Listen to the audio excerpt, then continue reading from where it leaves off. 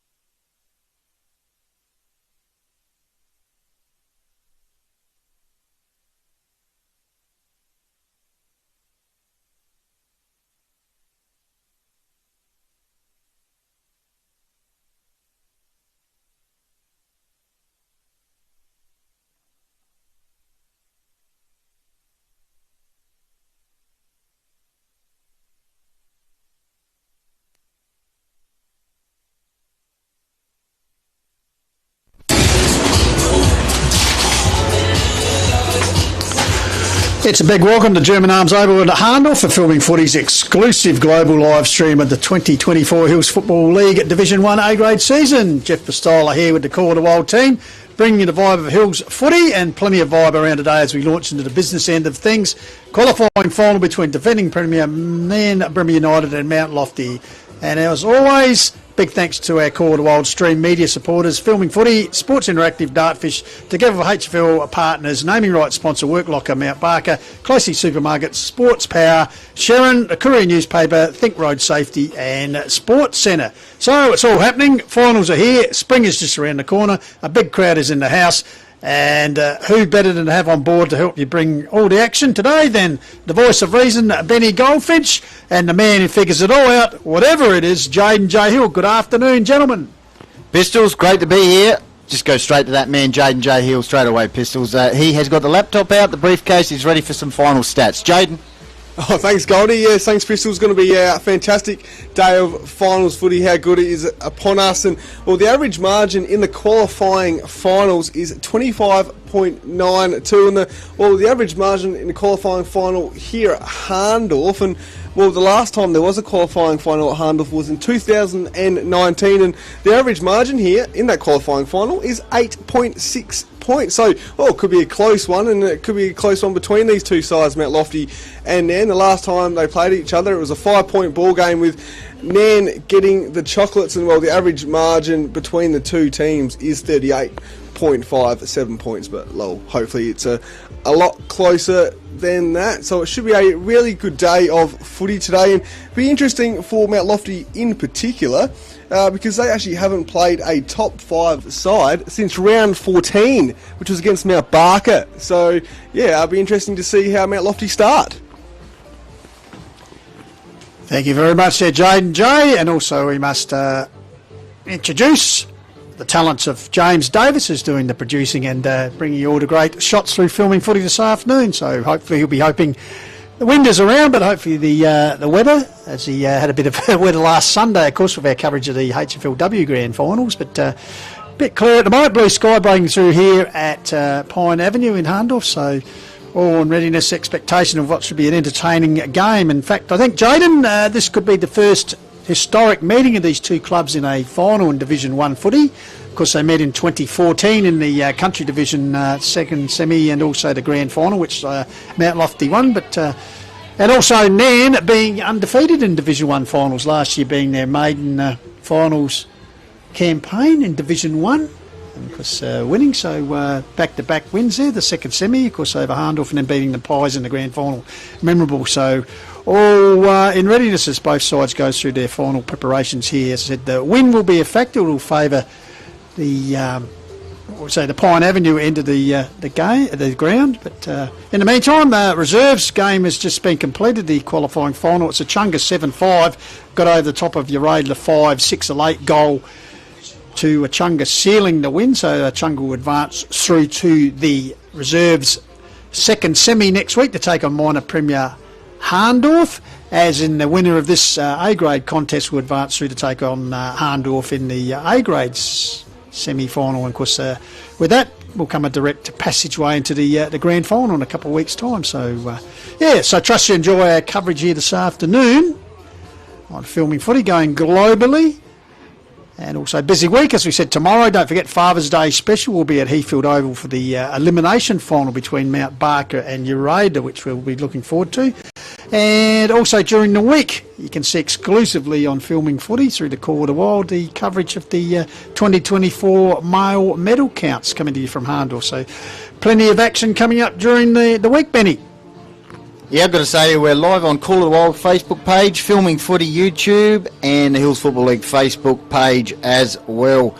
Pistols, as you said, windy conditions here. I think we got the HFLW Senior Women's Mount Lofty side here for their silly Saturday, I suppose they'd say, after their grand final performance last Sunday. I'm sure bustling Beck around the area, or she might be downtown actually, calling the Adelaide Footy League action. So we maybe have a look at the starting lineups, Pistols, and Jaden for this qualifying final lineup. I'll just go through, well, a side that is looking to go back-to-back this year, coached by Dale Eichner. Pistols had a chat to him pre-game. We got Trey Willis, Damon Hill, Hannah Smith, Tom Bedding, Jack Revington, Liam Swiderski, Duncan Rogers, Noah Archer-Connolly, Jamie Drew, Lachlan May, Zach Llewellyn, Captain Brock Knott ready to roll, Dylan Wimper, Sean Arney, Lockie Cross, Adam Scara wearing number 41, Damo Hill, Elijah Rupchik, Kurt Waterman, the vice-captain, looking for a big finals campaign again, Josh Dodd and William Brooks, along with the great man Corey C.K. Kelly. Pistols and Mount Lofty lineup, coached by Michael Borden, very astute coach, of course. Both coaches are.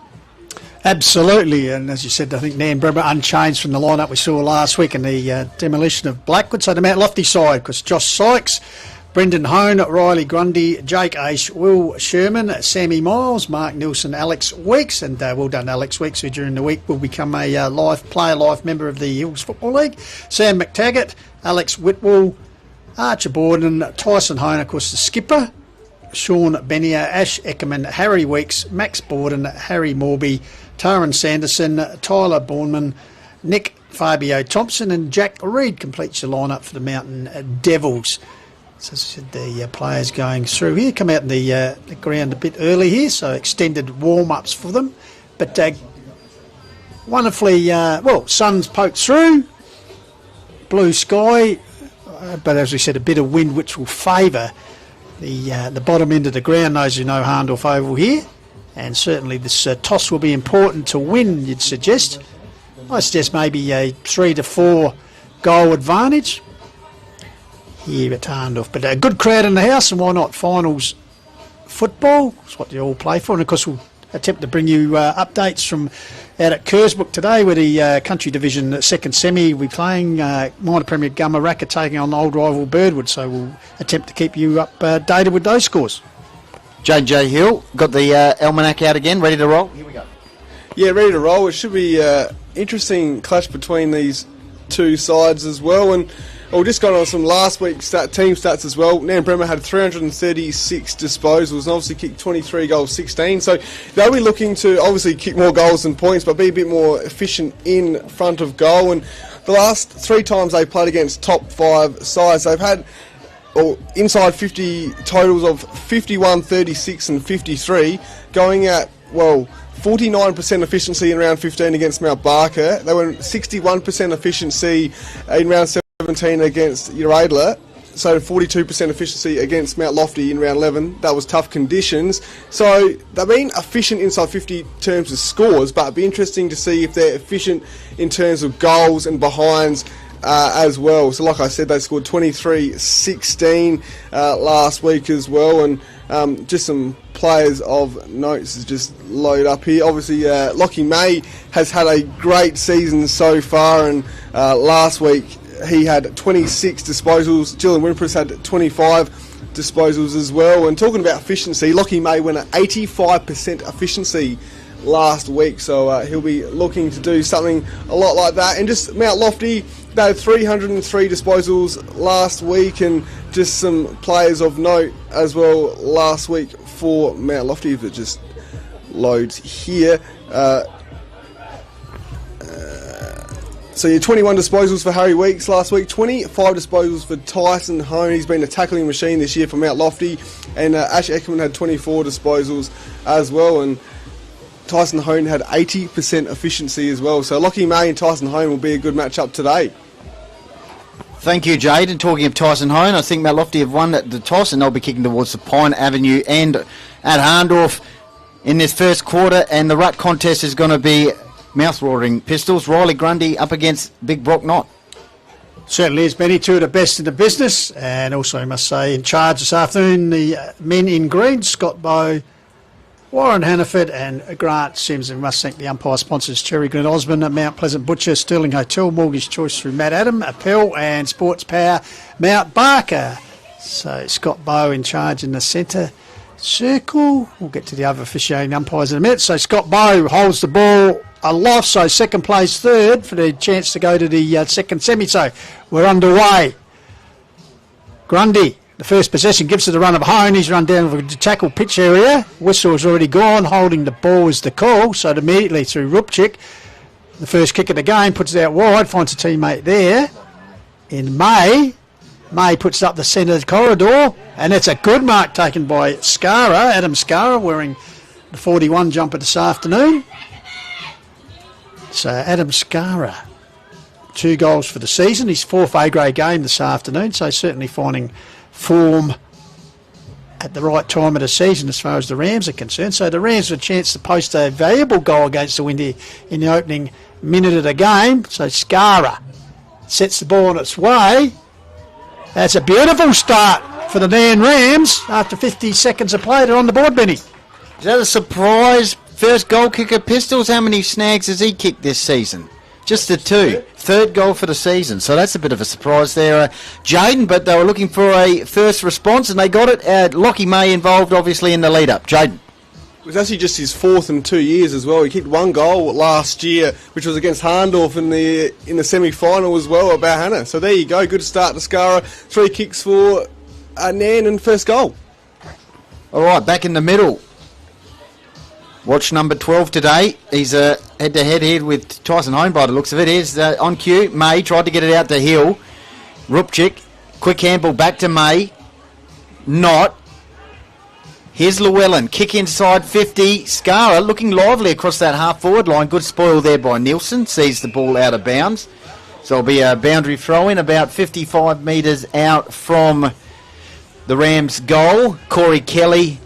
He's just moving back here, and he's opposed to Harry Morby inside 50. Or Drew is opposed to the Shermanator, Will Sherman. Meantime, ball on the wing. Borneman could have been held on to. Weeks tried to get the handball. Rams are on early. Llewellyn tied on the boundary line. Kick inside 50 now. Scar is on target here versus Nielsen, but that man buckets. Plenty of experienced Pistols in that back line and finds McTaggart with a one-hander. Yeah, Nielsen, McTaggart.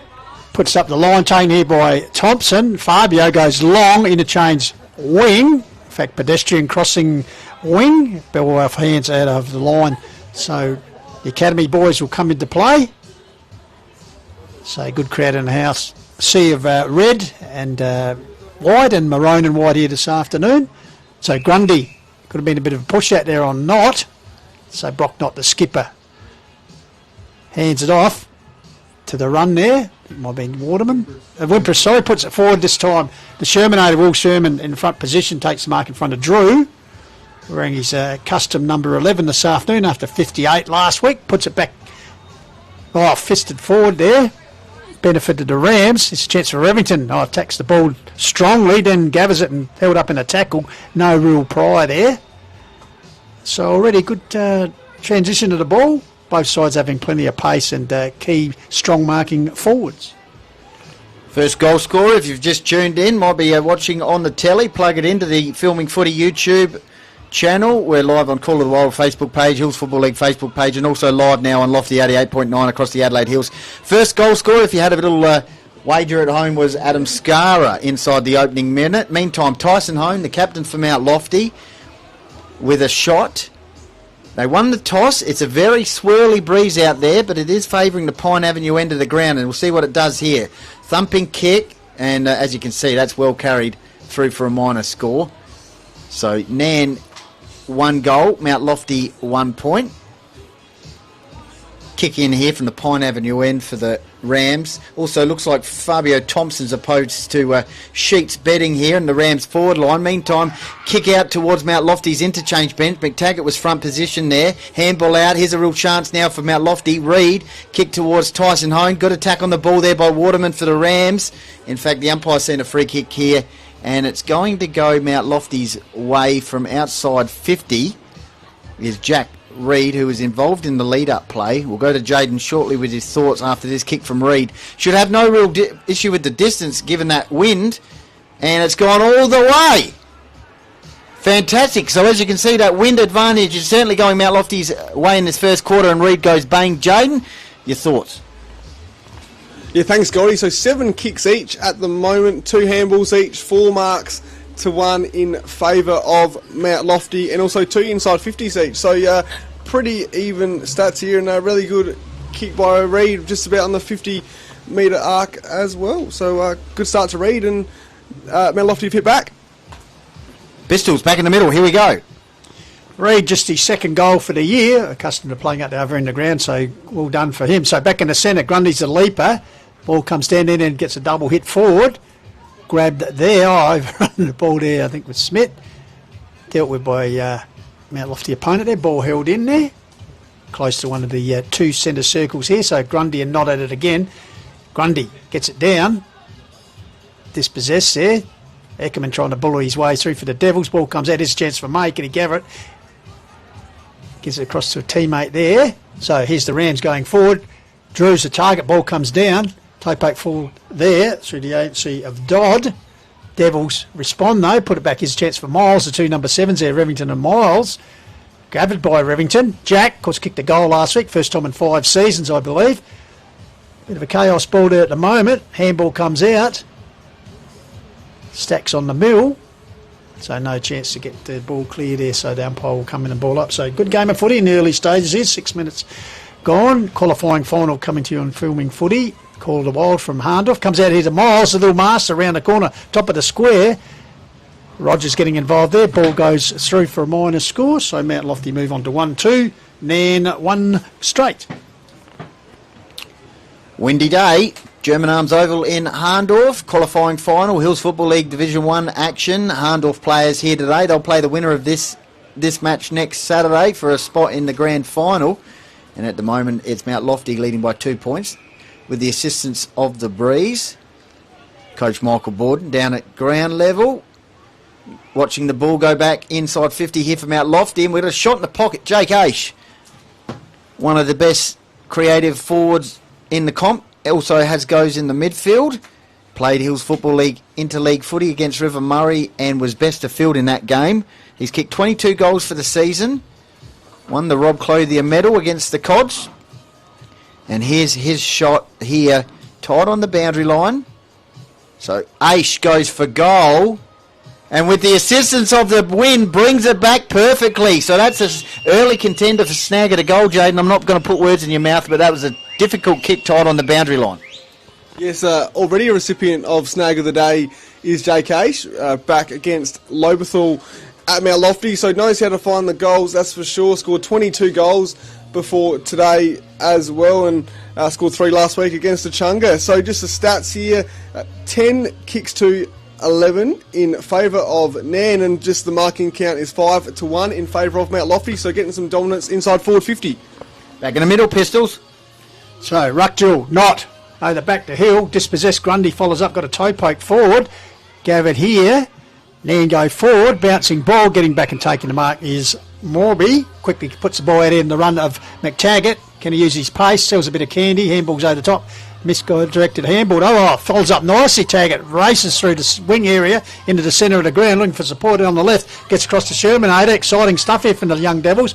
Run down though, handball forward, taken the ball by Bruno Hone. Here's May, Mr 85%, got it to Hill. Hill gives it across to Wimpress, chips up the line to Scar, who's been impressive in the opening term here. Gets support there, chips the ball forward and finds Josh Dodd. So Dodd wastes no time, puts it forward to Big Cheats, betting lumbering out. Good spoil there from Thompson. Volleyball stuff there from Reid, the goal kicker. Good smother there on the close to boundary line by Borden. Close to line, Pack develops. Ball not coming out there. Umpire Scott Bowe comes in and will ball it up. And a big cheerio to our regular viewer down in Tasmania, boys. Big Blue Simons, past Devils premiership player. Apparently a power blackout, but is on the laptop, battery powered, and getting his usual fix of Hills footy. As I said, plug it into your telly as well, the YouTube feed on Filming Footy. Let us know where you're coming in from today on the Call of the Wild Facebook feed and the Hills Footy League Facebook feed as well. Qualifying final day. It should be a cracking contest between two evenly matched sides who certainly made some good inroads over the last few seasons, in particular Lambremmer United, who beat Harndorf in last year's grand final at Lobethal. Meantime, Revington kick inside 50. It'll be Sheets versus Fabio, and the man with the flowing locks fists the ball out of bounds. So it'll be inside 50 here for the Rams. Let's see how they set up from this boundary line throw-in with James O'Leary, freshly cut hair by the looks of it. One of the best boundary umpires in the competition. Slings it in. Rucks go at it. Sheets gets it down to Skara. Skara goes to Adursky. Great tackle there by McTaggart. Couldn't hold him. The squid snapped round the corner. Cut off there by Borden. Archer Borden. Tried to get it to Borneman. Here's Llewellyn. Out to Swiderski. Repeat inside 50s for the Rams. Skara's the meat and the sandwich. Ground level. Here's Sheets. Can he work his magic? Snaps it and it's gone. Dribble, dribble, dribble. Out of bounds. Jaden J. Hill. 11 minutes gone. Nan inside 50 here. 1 goal. Mount Lofty 2-2. Great courage there by Skara, going back with the flight and 3 on him as well. So that's what you want to see if you're a Rams supporter. And boundary throw in. Here's a chance for Hill. Good work there by the Shermanator. Just could not quite get rid of it, Damo Hill. He had the goals in sight, but couldn't get the kick away. So the Shermanator, Will Sherman, one of several Mount Lofty players with the flowing locks, kicks the ball out towards the wing. As you can see, that ball is carried from half-back to half forward, such as the wind conditions. Sykes quickly kicks the ball inside 50. Rams under pressure here. Handball out. I think it was Aish. Back to Brendan Hone. Tight in the pocket. Nails it. So Brendan Hone kicks the 3rd goal for Mount Lofty. And as you can see there, Jaden, the wind, assisting the kick from half back all the way basically to the forward pocket. Aish involved in the build-up. And a nice finish there by Bruno Hone. Yeah, there you go. So 6 inside forward 50s here for Mount Lofty, and they've got 5 scores on the board, 3 goals. So very efficient on the scoreboard now. Mount Lofty going inside forward 50 as well.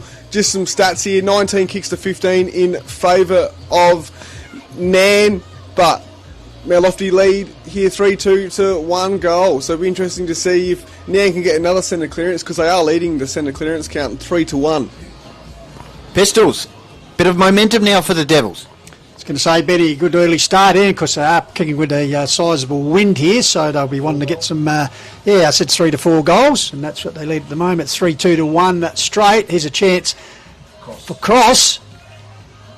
Puts it forward, gathered there by Skara, gets the Rupchik, but our legal disposal is the way. Went for the tap on, but a little bit of a throw. So Fabio Thompson with the ball, kicks in the man of the mark, follows up under pressure, gives the Reid already a goal kicker for a defender, puts it down forward. Remington using the body there. Picked up though by Harry Weeks, comes out the back door. There's a chance for Bennier leading for the ball. He's looking for support. Finds it there from Aish. And I tell you what, that's a pristine movement there by the Devils. Aish nailing his 2nd goal. So after 12, nearly 13 minutes of play, Ace with 2 on the board, and good transition there. Initial mistake in the back lines, but butted up well, and just some quick, slick movement, and the Devils with another on the board. Our van is starting to rock and roll here. That wind has certainly picked up, and it's, well, I'm just looking at the Harndorf flag at the moment, and the goalposts are moving everywhere. It's certainly favouring Mount Lofty's end of the ground. and they've got to make the most of this advantage. They've already kicked 4 goals inside the opening 14 minutes. Nairne have proved that you can score up this end of the ground. It's not as intense as Nairne last Sunday. So Corey Kelly, his first real look at it, driven into the back, free kick advantage Page. Here's a chance for Llewellyn.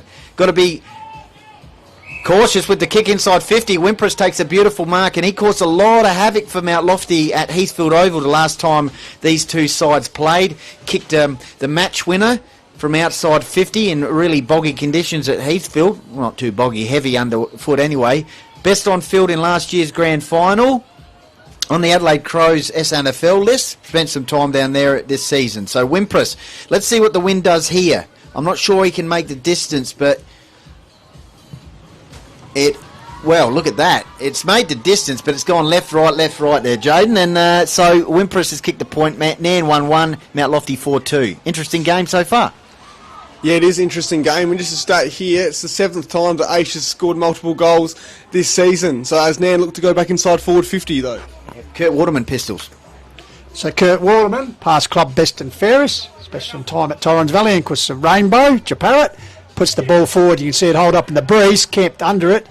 Was Grundy, well read by Hill, ran into a big tackle applied by Thompson. Umpire right on the spot, said he had opportunity, so Fabio Thompson, potential goal-saving tackle there from the locks of Thompson. So Thompson puts it up the wing area. Weeks is the target over the top of him. Bouncing ball, Dodd lurking, but comes out here nicely. Kick forward there by Sanderson.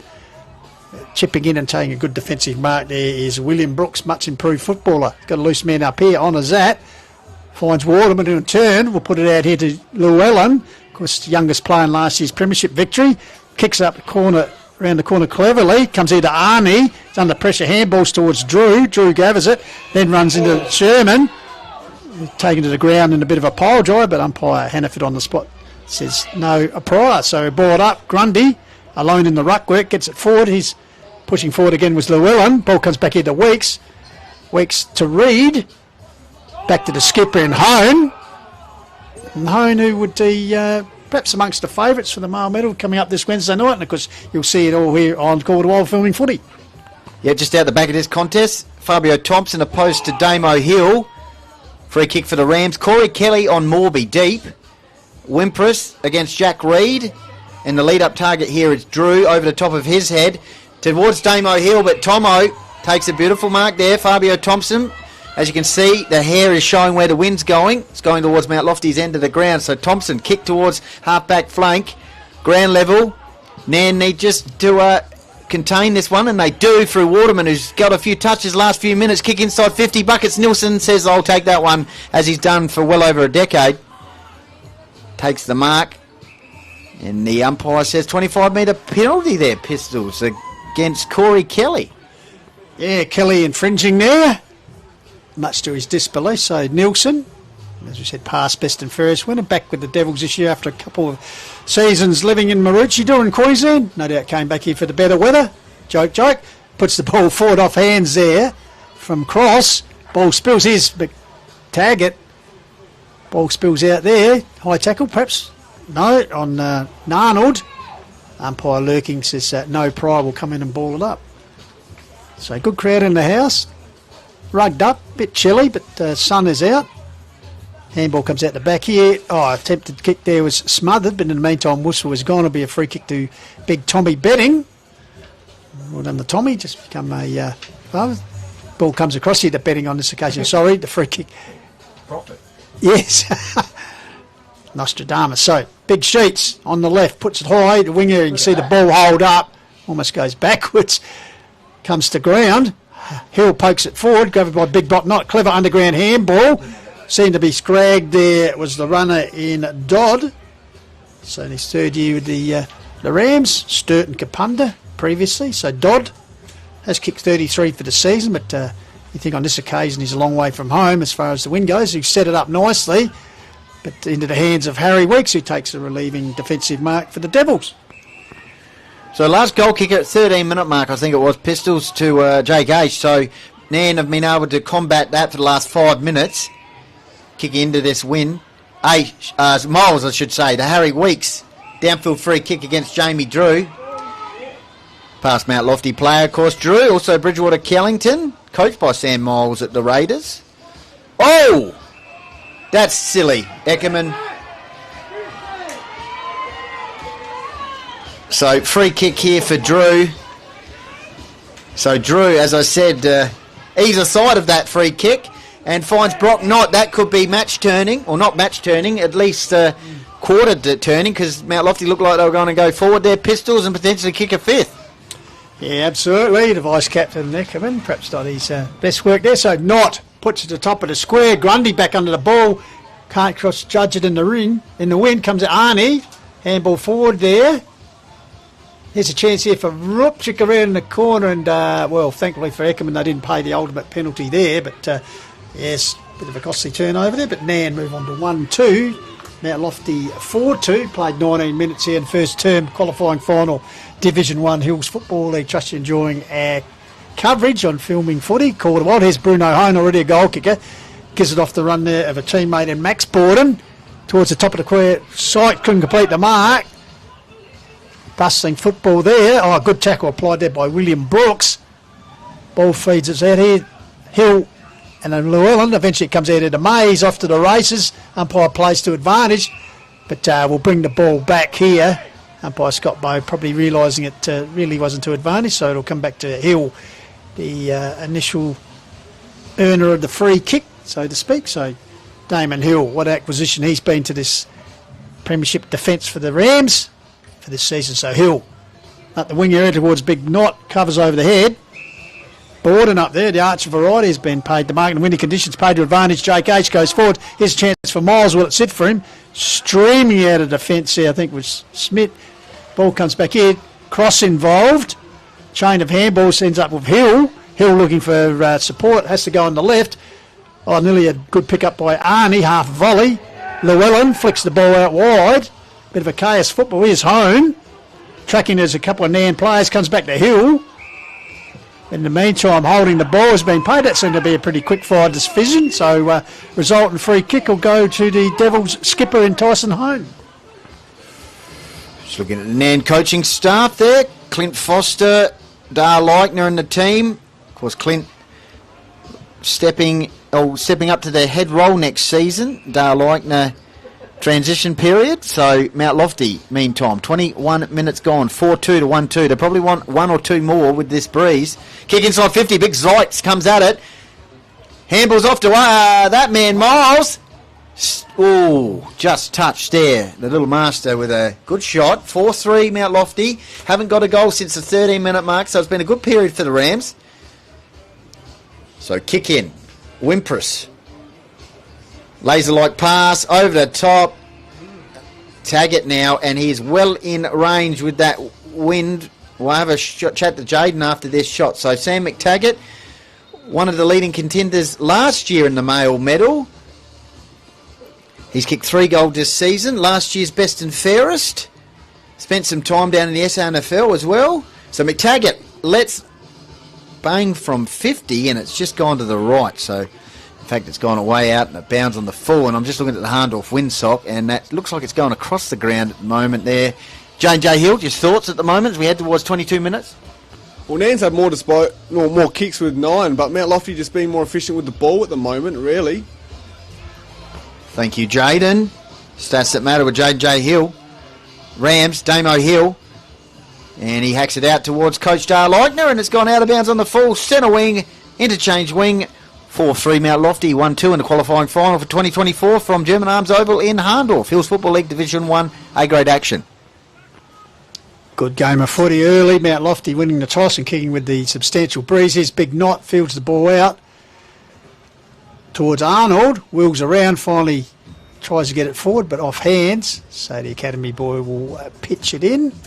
And of course, the umpires today, Scott Bowe, Warren Hannaford, Grant Sims, the field duty, boundary, Reece Williams, our man James O'Leary, David Bennetkamp, David Vandermeer doing the boundary, and of course in goals Trevor McDonald and Adam Russell. We must thank the umpire sponsors Cherry Glen Osmond, Mount Pleasant Butcher, Stirling Hotel, Mortgage Choice through Matt Adam, Appel and Sports Power Mount Barker.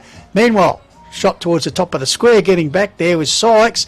Can he hold on to it? No, it's over the boundary line, so a minor score results for the Devils. Yeah, they're keen to move it on here quick to Rams, and that might backfire because Jake Aish has taken the mark. And all right, let's see what the wind does here.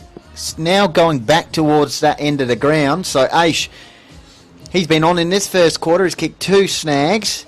Brendan Hone and Jack Reed also goal kickers for Mount Lofty. So Jake Aish past Mount Barker product. 24 goals for the season, 2 today. Aish stabs at that one, and that's gone right to the line, and it's fisted out of bounds there, either by Revington or May. Lockie May can do it at either end of the ground, May. So that's gone through for a minor score. So Mount Lofty, 9 scoring shots in this first quarter. They go to 4-5. Nambrem United 1-2. Probably a few more minutes left in this quarter. So kick in. Jack Revington, I think it was, kicking the ball in, who kicked the great goal last week. Snagger today, that one, thanks to Lowe's. Out towards the half-back flank now. Rams would be happy with the last 11 minutes of footy. They haven't conceded a goal. Haven't kicked a goal, but they're kicking into the wind here. Revington on the left boot. And it's gone out of bounds. In fact, that was Willis, I think, out of bounds on the full pistols. So, resultant free kick for the Devils. Long towards the pocket. Up high defensive spoil. Nairne player coming down heavily at the back of that pack. Just getting up gingerly. So, he's all right. So, Academy boy will pitch the ball back in. Just keep your eye on that Nairne player. Bit of a wayward throwing in the wind, not going uncontested, and just fist the ball back to the Academy boy, making sure he doesn't have to walk too far to repeat his action of bringing the ball back in. So 25 minutes ticked over, 4-5 Mount Lofty, Nairne Bremer 1-2. Qualifying final here, first quarter. Ball comes out here, clearing kick for the Devils. Bouncing ball, oh, well gathered there. Comes back out here to Sanderson, his kick was smothered. Taken there by Dodd, puts it out towards the runner. Scara gets a favourable bounce. Handball's back, intercepted for Mount Lofty though. Put it back forward. Off hands there. Tough tackling there. I think that was Dodd involved at the bottom of the pack. So the umpire will come in and ball it up. So, of course, the winner of this game to advance next week to play the undefeated Harndorf Magpies in their second semi-final. So, second v third. Only a game separated these two sides on the premiership table. Nairne finishing ahead. So stacks on the mill. Umpire will come in once again and ball up. So just a pity, boys, that the conditions are windy conditions. We can't see that free-flowing football, although both sides have showed good transition of the ball, keeping it low. Here's a chance for the Devils. I think it was Alex Weeks. High kick on the siren virtually. It's cut off in defence, so no score there. So quarter time score, Mount Lofty 4-5, leading Nairne 1-2. I think Rams would take that after the opening 13 minutes. Mount Lofty had 4 goals on the board. They didn't concede a goal after that. Nambrem United kicked the first goal of the match through Scara. 2 goals to Aish in that first quarter. Also Mount Lofty, I'm sure they'd probably take that. Would have liked probably a couple more goals on the scoreboard with the assistance of the win. Nairne managed to stop them with the free-flowing footy that they seemed to be generating midway through that quarter. Jaden, so at quarter time, 4-5 Mount Lofty, Nambrem United 1-2. Your take on that first term in the qualifying final? Cheers, thanks Goldie. So yeah, just the stats here. So 51 kicks to Nairne, 18 handballs, so 69 disposals in total, 42 kicks and 20 handballs there to Mount Lofty. So 69 disposals to 62. And what's interesting is last time these two teams played against each other, Nairne won the disposal count by 17 disposals in the first quarter, but we're trailing at quarter time. And well, this time around, Nairne have led the disposal count, but also trail this time around on the scoreboard. So funny coincidence there. 12 marks to 10 in favour of Mount Lofty. And also the centre clearances is 5-1 in favour of the Rams. So they've been able to win it out the centre, but the pressure from Mount Lofty's defence is immense. Fabio Thompson, the Shermanator, they've been pretty good with their pressure inside defensive forward 50, and then 20 handballs to 18 in favour of Mount Lofty there as well. So interesting game so far. And Mount Lofty's highest first quarter score, so they scored 29 points in the first quarter. It's their highest first quarter score this year since round 10. So there you go. All right, comments here letting people know where they're coming in from on the Call of the Wild Facebook page and the Hills Football League Facebook page. All right, here we go. Scott Taylor, let's go Lofty. Andrew Huckster has got his thoughts there at the Oval. Don Johns, Rams by plenty. Ben Anderson, he's watching in from Vietnam, so that's great. Go Devils. Vietnam, that's Ben Anderson. And Angus Winwood, fast new haircut for Ash Eckerman.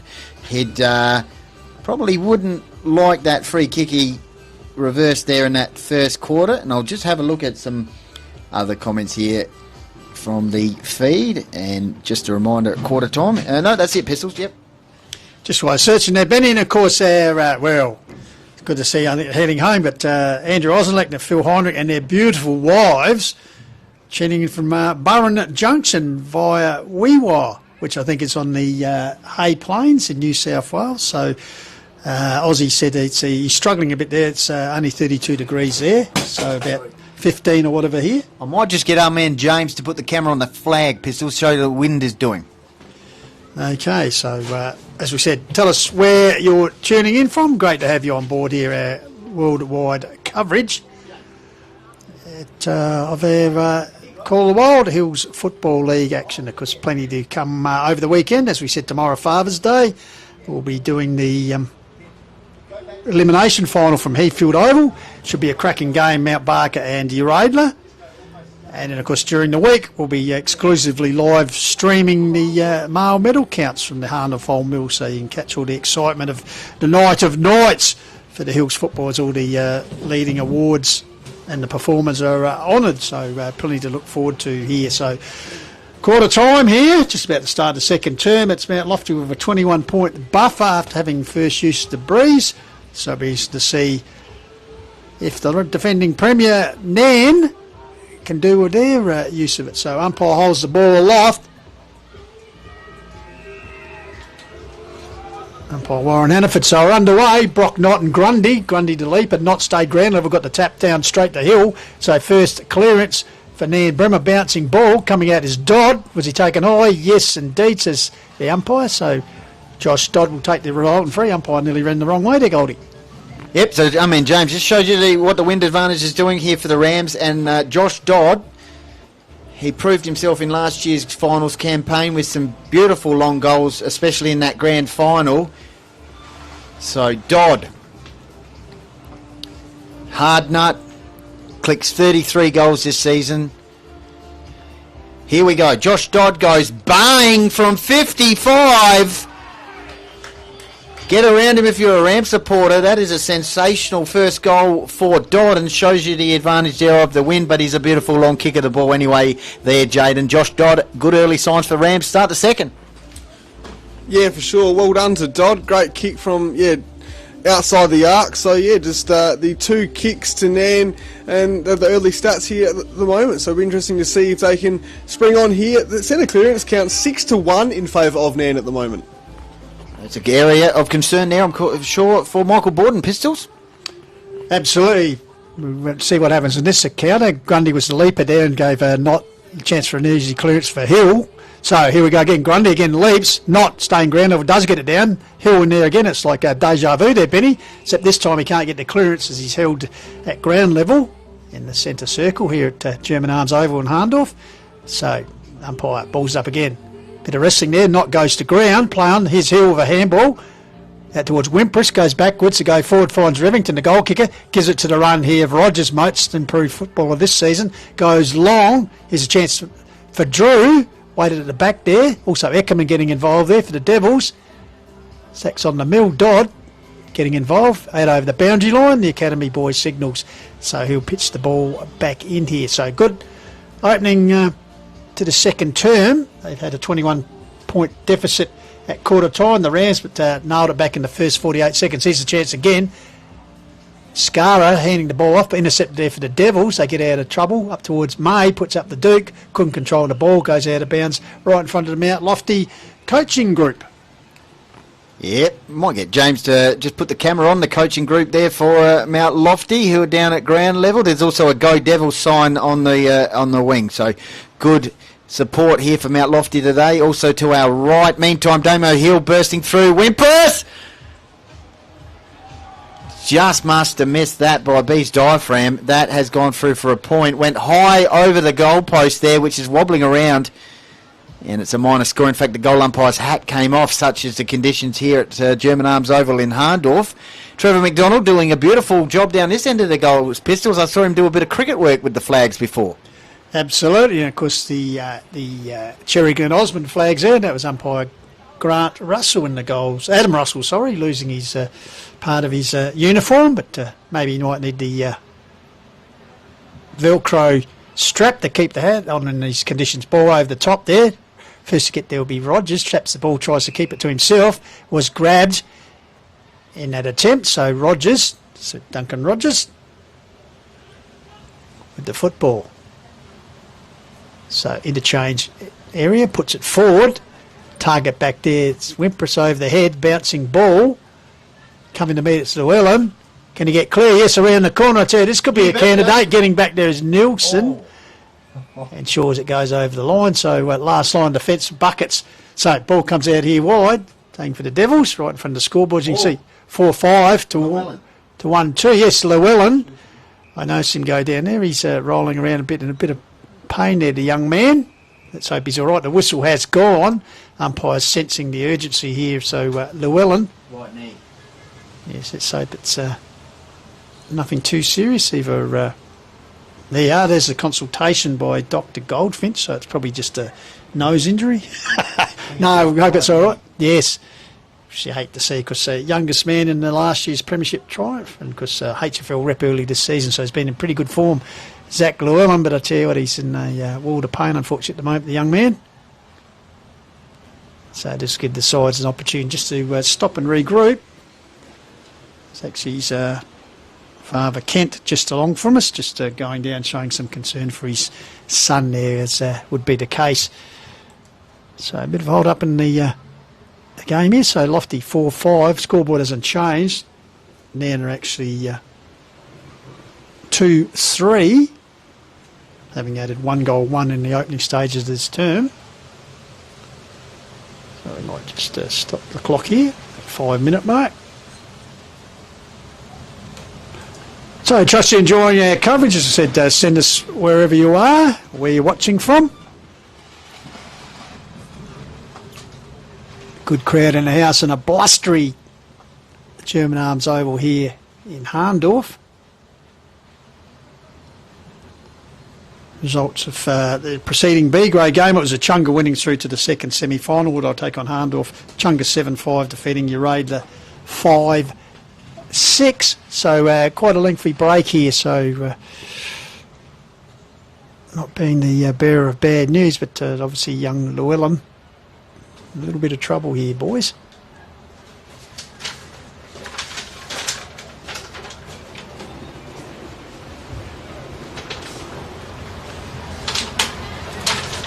So then taking the opportunity to do a bit of interchange work here.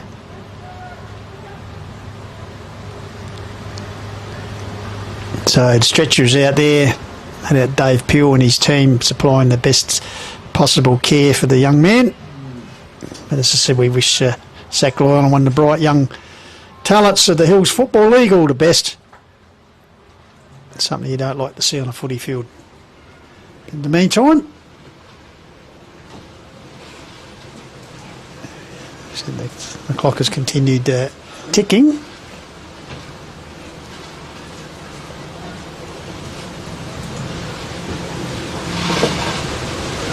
So I think it'd be Sammy Miles with the football at this stage, right in the back pocket area. Instead, right in front of the scoreboard, where the scores have gone back to 0. Don't know about that, boys. It's actually Nairne at 2-3 to 4-5 at this stage. So, begging to play up towards Eckerman. Here's Scara. been impressed with his form early, boys. He's kicked the opening goal in the first 50 seconds of the game. He goes inboard. That's a beautiful kick. Honoured the leader of Jamie Drew. So Drew had opportunity to kick his first goal of the game, and as we said last week, brought out the famous number 58, but back in his regular number 11, he must have done the washing during the week, Benny. Yeah, went all right last week, the 58. So young Llewellyn is now into the change rooms. All the best to him. So the Rams, can they get the goal after that extended break through number 11 this week, Jamie Drew? Oh, that's a lovely kick. Media Mike would like that one. That's a beautiful goal there by Jamie Drew. That's the third for the Rams. That's their second for the quarter. So they continue on. They go to 3-3. Mount Lofty 4-5. 8.5 minutes gone in the qualifying final for 2024. It's actually 6 minutes of game time. On the clock here at Harndorf it says 8.5, but our clock, which is spot on, is now 6 minutes in the second quarter here. Qualifying final, Hills Football League Division 1A grade action. German Arms Oval in Harndorf. Of course, the winner of this qualifying final plays Harndorf next week for a direct passage to the grand final. Damo Hill starting to get his mojo flowing. Kick, though, to the half-forward line by Mount Lofty. Max Borden drops the mark. Swiderski back to Damo Hill, one of the medal contenders for Nairne on Wednesday night. Centre wing now, and Lockie May, who has really come into it over the last month, as Jaden outlined pre-game with his stats that matter. So Knott fists the ball up the line. Borneman, meantime, from Mount Lofty. Just the ball going back and forth along this wing for the last couple of minutes. Here's a chance for Swiderski. He's stripped of it. Hard and tough in the clinches. Tyson Holm was around the area. Here's Waterman. We know he's a good user of it. Goes to May. Back to Damo Hill, who's had about 4 touches in the last minute. Up towards the half-forward line. Fabio Thompson sweeping handball out. Eckerman was the target. Corey Kelly bustling through. Lots of hard stuff around the half-back line. So Fabio Thompson now kicks the ball in the middle of the ground. Here's Revington. He almost kicked a goal here, but he kicks the ball inside 50. It's certainly windy and picked up a lot here, Jaden. I was just looking at the Harndorf flag, and that's going straight down the ground, favouring Nairne, and they are 3-3. Mount Lofty 4-5. Yeah, definitely is windy, and Nairne trying to make the most of the wind advantage. 15 kicks to 8. Inside 50s 8 to zilch at the moment as well. So as well, trying to get out of their defensive areas, Mount Lofty, but another stoppage of play. So conditions more suited to America's Cup yachting, you'd suggest. Very blustery, as the boys suggested, in scuds here, but consistent breeze all day, but does lift in intensity on occasion. So can Nairne finish off? Meanwhile, a free kick has been picked out. It's going to go to big Brock Knott, skipper. Only 1 goal on the board, but this is actually only his 8th game for the season. Had that hand injury in about the 2nd or 3rd round. So the big fella coming back at the right time of the season. Last year's male medalist, and of course the male medal count you can see on Filming Footy this Wednesday night. So Knott set sails for goal. I'll tell you what, I'll get around the skipper, he likes it. So the Rams increasing their scoreline here with a goal to the skipper. Yeah, a few more comments coming in. Pistols, I'm not sure, how do we pronounce it? Nagara. Yep. Ingram. Up the Rams, let's go. Tommy Mazin, the great man. Khan the Devils. And I'll just go to the other feed shortly as well. Let us know where you're coming in from today. 4-5. Mount Lofty stuck on 4-5. Nairne starting to get a wriggle on here. They go to 4-3. So a 2-point ball game. Starting to get some real momentum here out of the middle. We've also got someone here, Pistols from Kalgoorlie. So it's we got them tuned in from area. Owen Denny, Kalgoorlie, WA, go the Rams. That's fantastic. Got people in Vietnam as well. McTaggart, back pocket area, out towards Shermanator. High ball, wind holding it up. Grundy, that's better. Strong mark, difficult mark in the conditions. 12 minutes on the clock, but it's 10 on ours because of Llewellyn going off the ground on the stretcher. Great spoil there. I think that was beautiful work there by young Brooks, was it? Yep, William Brooks with a good fist out towards the boundary line. It's out of bounds. J Hill, what are your thoughts so far? Well, that was Brock Knott's first goal against Mount Lofty, and it's his second goal in finals footy as well. Obviously kicked one last year. Pistols, got something to say? Lockie Cross in a bit of war. Yeah, I was just about to say, Lockie Cross getting up from that last contest rather proppy, already down with their interchange. There's Cross himself, probably didn't want that as he gets unloaded, but got up a little bit proppy, so we'll just watch that. As I said, Jaden already handicapped as far as their interchanges go with the loss of Llewellyn, and Cross getting up, still hobbling. So back in the centre contest, betting taken here by Dodd. Managed to get boot, the ball puts it forward. Diving mark taken there by Scara. It's been a real surprise packet, boys.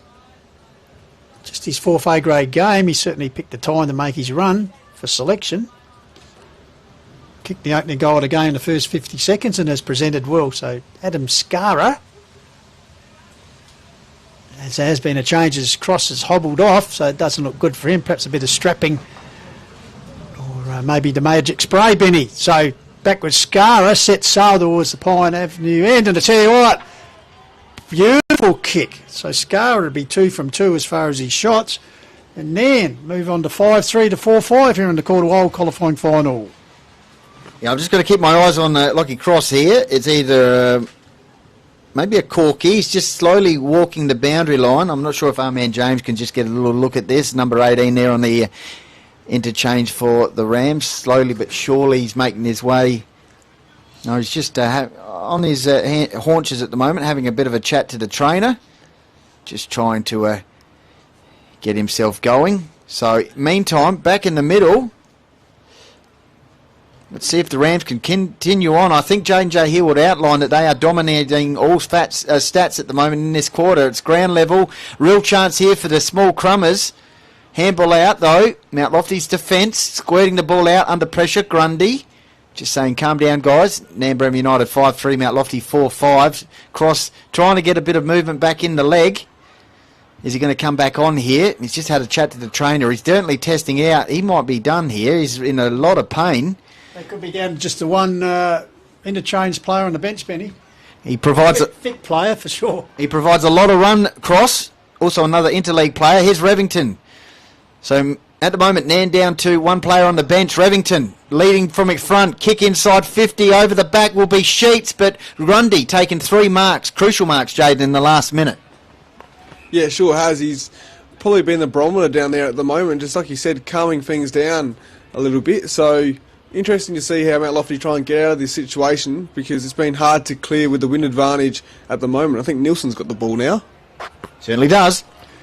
So a bit of feverish strapping going on the bench for Lockie Cross at the moment as the ball comes out there. There's Dodd at ground level. Ball held in there by Alex Weeks. So 2 hard nuts together there. So 0-0 draw. So ball up. Not just fists it forward in emphatic fashion. Bouncing ball. Wimpress knocked away from him. So just a lot of rolling scrum work here at the moment. Umpire letting it flow. And finally it's pinged out. No opportunity or chance to knock that ball out by the Mount Lofty player. So the free kick is at the Rams player. So taken by Little Master. So Miles puts it up the wing area. Off hands Weeks. Over the back lurking is Bruno Hone. Good work there by Brooks. Got to another defender in Rogers. In turn got it to Dodd. He's been busy. Puts it forward. Wimpress off hands. Bouncing ball is eludes Hill. Goes back. Got support there from Rupchik. Oh, heavy. Trying to crash his way through there. Was not. Gets the ball to advantage. Hill puts it forward. Here's the Shermanator showing a bit of speeds. Gary Ayres style with the hair flapping in the breeze. There's another there. What are he doing, Manasseh? No. Gets it, puts it forward. Here's a chance of Devil. Hone out the back. Bruno variety and fantastic individual effort there by the Shermanator. Will Sherman just took him on. So Brendan Hone kicked the goal at the 11-minute mark of that first term. Here's a chance for the Devils to raise their first. Scored a second term after 14 minutes of playing time, after we had that little bit of interval with the unfortunate injury, suspected knee injury to Zach Llewellyn. So Hone, important that he kicks this, kicking into the teeth of goal, into the breeze. So Bruno Hone steers it. No, has pulled it wide, so a chance goes begging you for the Devils. So move on to 4-6, trailing Nairne 5-3. They needed to kick that. Smith kicks the ball into the middle of the ground. He's starting to take his game to another level here in the final. The big captain, last year's male medalist, missed the majority of the season with a hand injury. Back when it matters most here. So not in ruck versus young Sanderson. Sanderson got it down to Tyson Hone. Hacks the ball out towards his brother Bruno. Went through his mitts. McTaggart was also around the contest. Back to Hone. Here's Alex Weeks. Stripped of it. Waterman rides the tackle. Handballs it out to Rupchik. McTaggart around the contest. Kicked forward there by Jack Reed. Coming through was Brooks. Allowed Benny to get his first real look at it. And he kicks the goal. It's what you want from your big forward, to stand up in the final, and he's got his first goal there, Jaden. An important one. Yeah, well done to Benier. And I tell you what, that was their second inside 50 for the quarter, Mount Lofty. That first one by the Shermanator was their first, so good first inside 50 to have. Great champagne footy there. It's good to see Mount Lofty's forwards. As soon as they get the ball forward of centre, they just run forward, and that allowed Hone to take the mark. Obviously didn't finish, but interesting to see how they go for the remainder of the game. 27 kicks to 19 in favour of the Rams, and winning the inside 50 count 13-2. Corey Kelly in the midfield.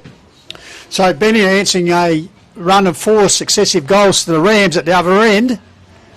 So Devils back in front 5-6 to 5-3. Actually 16 minutes just ticked over actual playing time. So Hone, the skipper, Tyson puts it out wide. Mark taken out there by Borneman. Goes further afield looking for Hone. Intercepted there. Nicey was Arnold.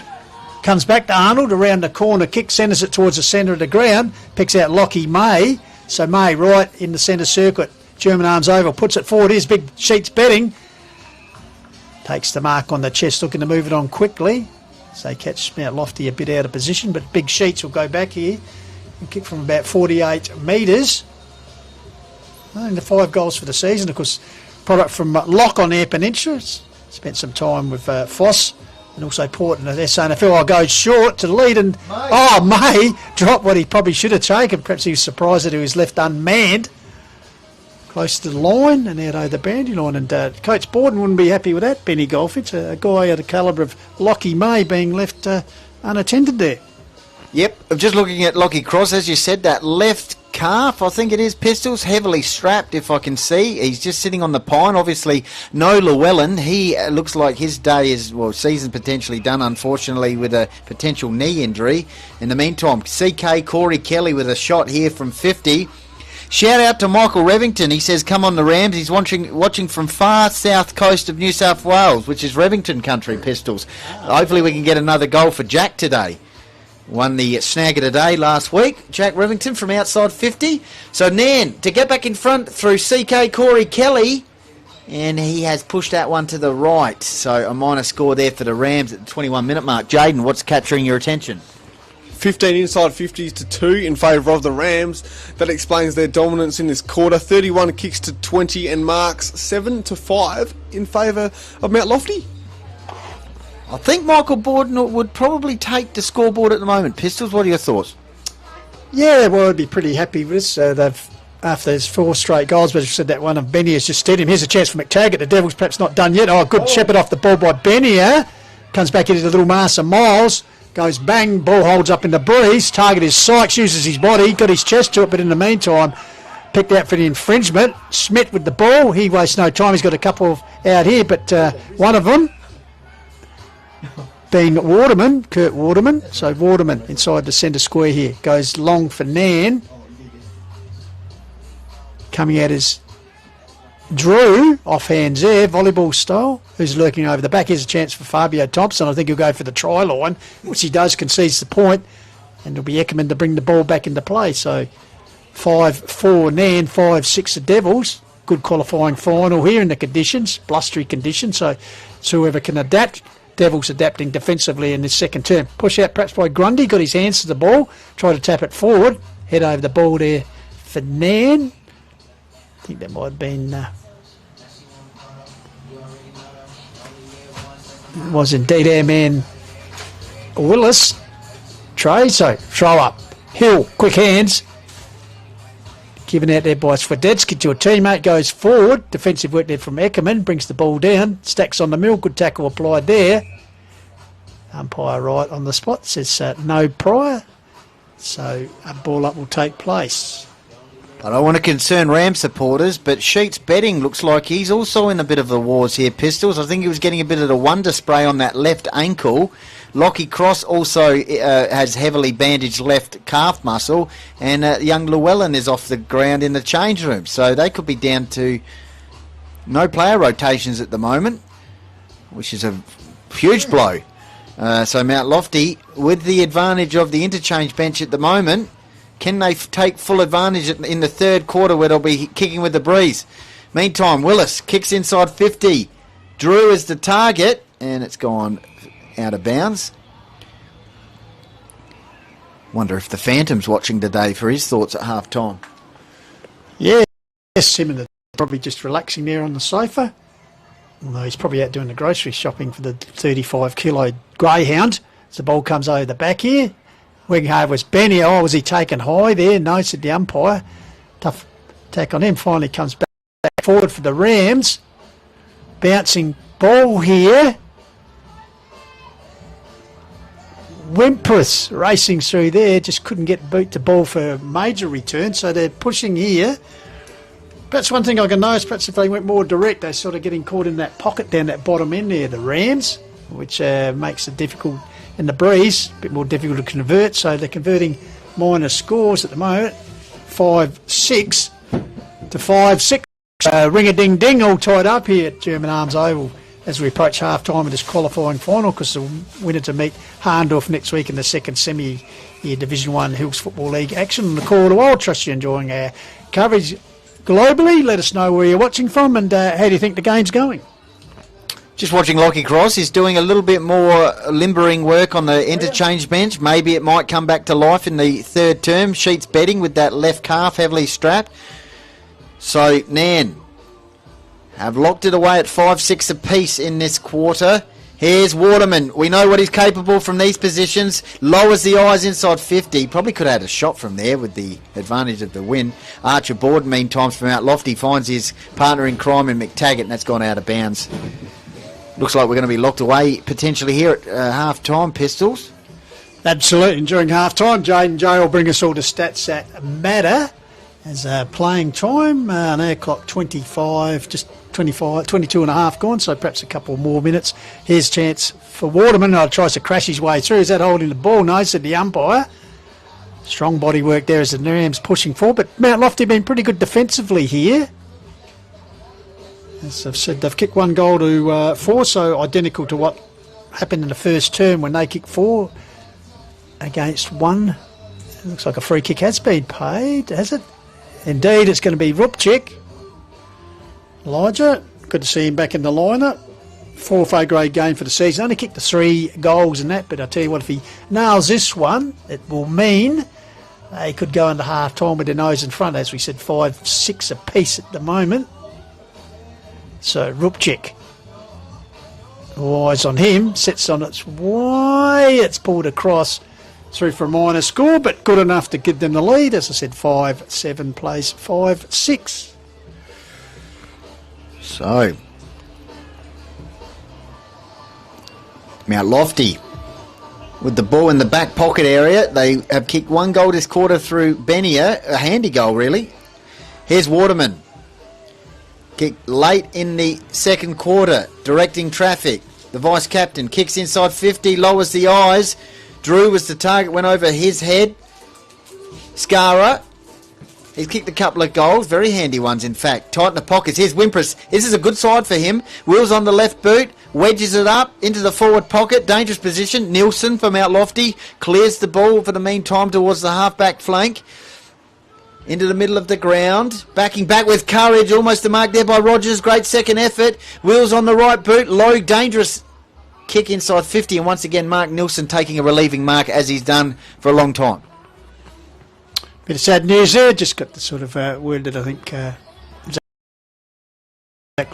rest of the game, obviously, and let's hope he's not seriously injured, but hate to see a young man. Meanwhile, scrambly play there on the wing area. Result in free kick. It's going to be for Dodd, who's been very good so far. He could be in the line for the most effective. Jaden J doing his best work post-match. Big leap there by Hill. Ball comes to ground, so Nairne just pushing as Benny Golfitz in the closing moments here. Ball comes out here, back to Hill, around the corner. Tell you what, the fortuitous bounce there. Here's Nielsen. Desperately managed to get boot the ball, gets the ball away, but in the meantime has been pinged. Umpire Scott Bowe, so right on it there. Well, maybe did get boot the ball, but that's not the way the umpire sees it. So here's a chance for Corey Kelly, of course, former Mitcham junior footballer. Perhaps he got some advice from you last night, Jaden J, while you were out on your research work. So Kelly right in front. I tell you what, you want to give him some advice on kicking goals from point blank range. 3 for a minor score. As a footballer, he makes a good cricketer if you can judge that shot at goal. But once again, good enough to give them the lead. They go 5-9 to 5-6, so 3-point margin at the moment. For the Rams, so we'll head into half-time. Walking wounded, as I said, Zach Llewellyn gone for the game, and Lockie Cross, and also Tommy Betting still getting some maintenance on that ankle calf area as we speak. Here's Jack, got the fan club over in the south coast of New South Wales. Ball goes to ground there, so once again we'll have a ball up. So sunshine here at Harndorf, but as I said, the wind a bit of a factor here, blowing strongly. So ball up, Knott arrives, fists it forward, taken off hands for the Devils, comes back here to Miles, comes back here, this is the wing up, good use of the body there from Revington, allows a teammate to grab at the ball, through Arnold puts it forward and finds Willis, so Trey Willis, true centre wing area, goes towards the top of the square. The cavalry arrive. Oh, big leap there from Whimpers, couldn't complete the mark. Fisted forward there by Grundy around the corner of the snap. Getting back and take the mark on the last sign, I think it's Morby. Quickly moves the ball on, 2-on-1 here, so the ball need a good bounce for Alex Weeks. Well done by Skwadetsky as he bundles Weeks across the line together with the ball, so right in front of the Mount Lofty coaching staff. So on playing time, just came out to 27 minutes gone, so 5-9, 5-6 qualifying final in favour of the Rams. Ball goes to ground there, Hill couldn't break clear. In fact, the umpire has paid a push as the siren has sounded. So Hill on the ground must have been, pushing the back when you're on the ground, or dumped. So Hill will have the last kick of the first half here, and the opportunity to extend the margin for the Rams. They lead by 3 points at the moment, 5-9 to 5-6. Has kicked 11 for the season. As we said, he'll have the wind right over his shoulder. So gets close to the man on the mark, and as a result, pulls the kick. Devils make sure it doesn't go through for any score at all. So that completes the scoring here, an entertaining qualifying final. So Nairne 5-9 to Mount Lofty 5-6. Mount Lofty with the 4-1 in the first term, and then the favour repaid 4-1 in the second quarter with Rams' use of the breeze. So without further ado, we'll cross to the man who's going to take us through statistically what's been happening. That man, Jaden J. Hill. Jane, let rip. Cheers, thanks boys. So 51 kicks to Nairne, 23 handballs to them as well, so 74 disposals in that quarter to 44 disposals, so leading the disposal count by 30, as you probably would expect with the wind advantage. 34 kicks, 10 handballs for Mount Lofty. Marks 9-7 in favour of Mount Lofty, so managed to get some aerial dominance there as well, and also got the aerial dominance by 2 marks in the first quarter as well. But how about this, Pistols? Inside 50 count, 26-3 in favour of Nairne. And how's this for coincidence? In the round 2 clash between Nairne and Mount Lofty, the inside 50 count in the second quarter was 23-6, so pretty identical from the round 2 inside 50 count there as well. So there's the second quarter stats, and looking forward to the second half.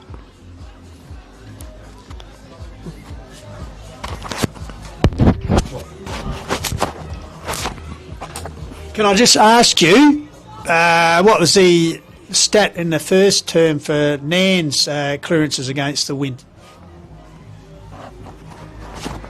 So in the first quarter, the clearances against the wind, Nairne won that 5-1.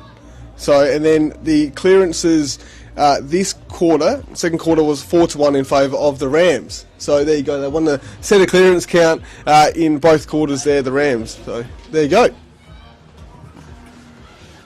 All right, giving us all important stuff. And you're right, guys. It's must be mad Saturday for netballers or someone. The ladies out there in some interesting costumes, almost as what we saw last week at the Saturday game. But anyway, we'll take a short break here and looking forward to the anticipated second half here as Nairne Bremer 5-9-39 lead Mount Lofty 5-6-36. So 3-point ball game in favour of the Rams for the right to see who will play Harndorf in next week's second semi-final. So we'll be back shortly for the resumption of play here on the Call of the Wild on Filming Footy.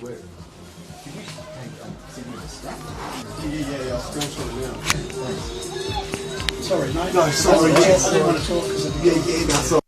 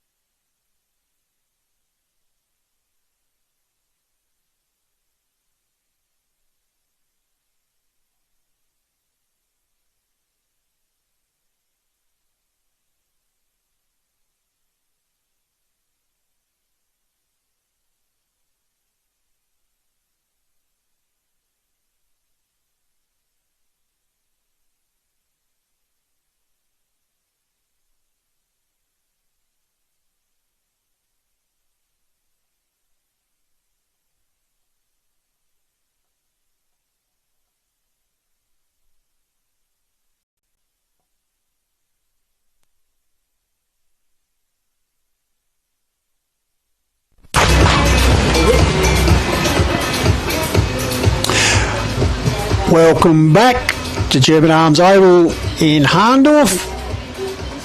Jeff Pistole and the Call to Wild team here with you for the qualifying final Hills Football League Division 1 competition, and a pretty good game of footy at half time as we have Nairne Bremer 5-9-39 leading Mount Lofty 5-6-36. As we go around the grounds, half time, of course, the Country Division second semi-final out at Kersbrook. Gumrack 3-8 leading Birdwood 6 behind. So no doubt a little bit of wind out there at Kersbrook Oval as well. As said, Jeff Pistole with you, Benny Goldfinch, and also Jaden J. Hill as we see the Nairne Bremer Rams out just in front of us. Of course, injury struck in the first half, of course, losing Zach Llewellyn, which we think may well be a knee injury.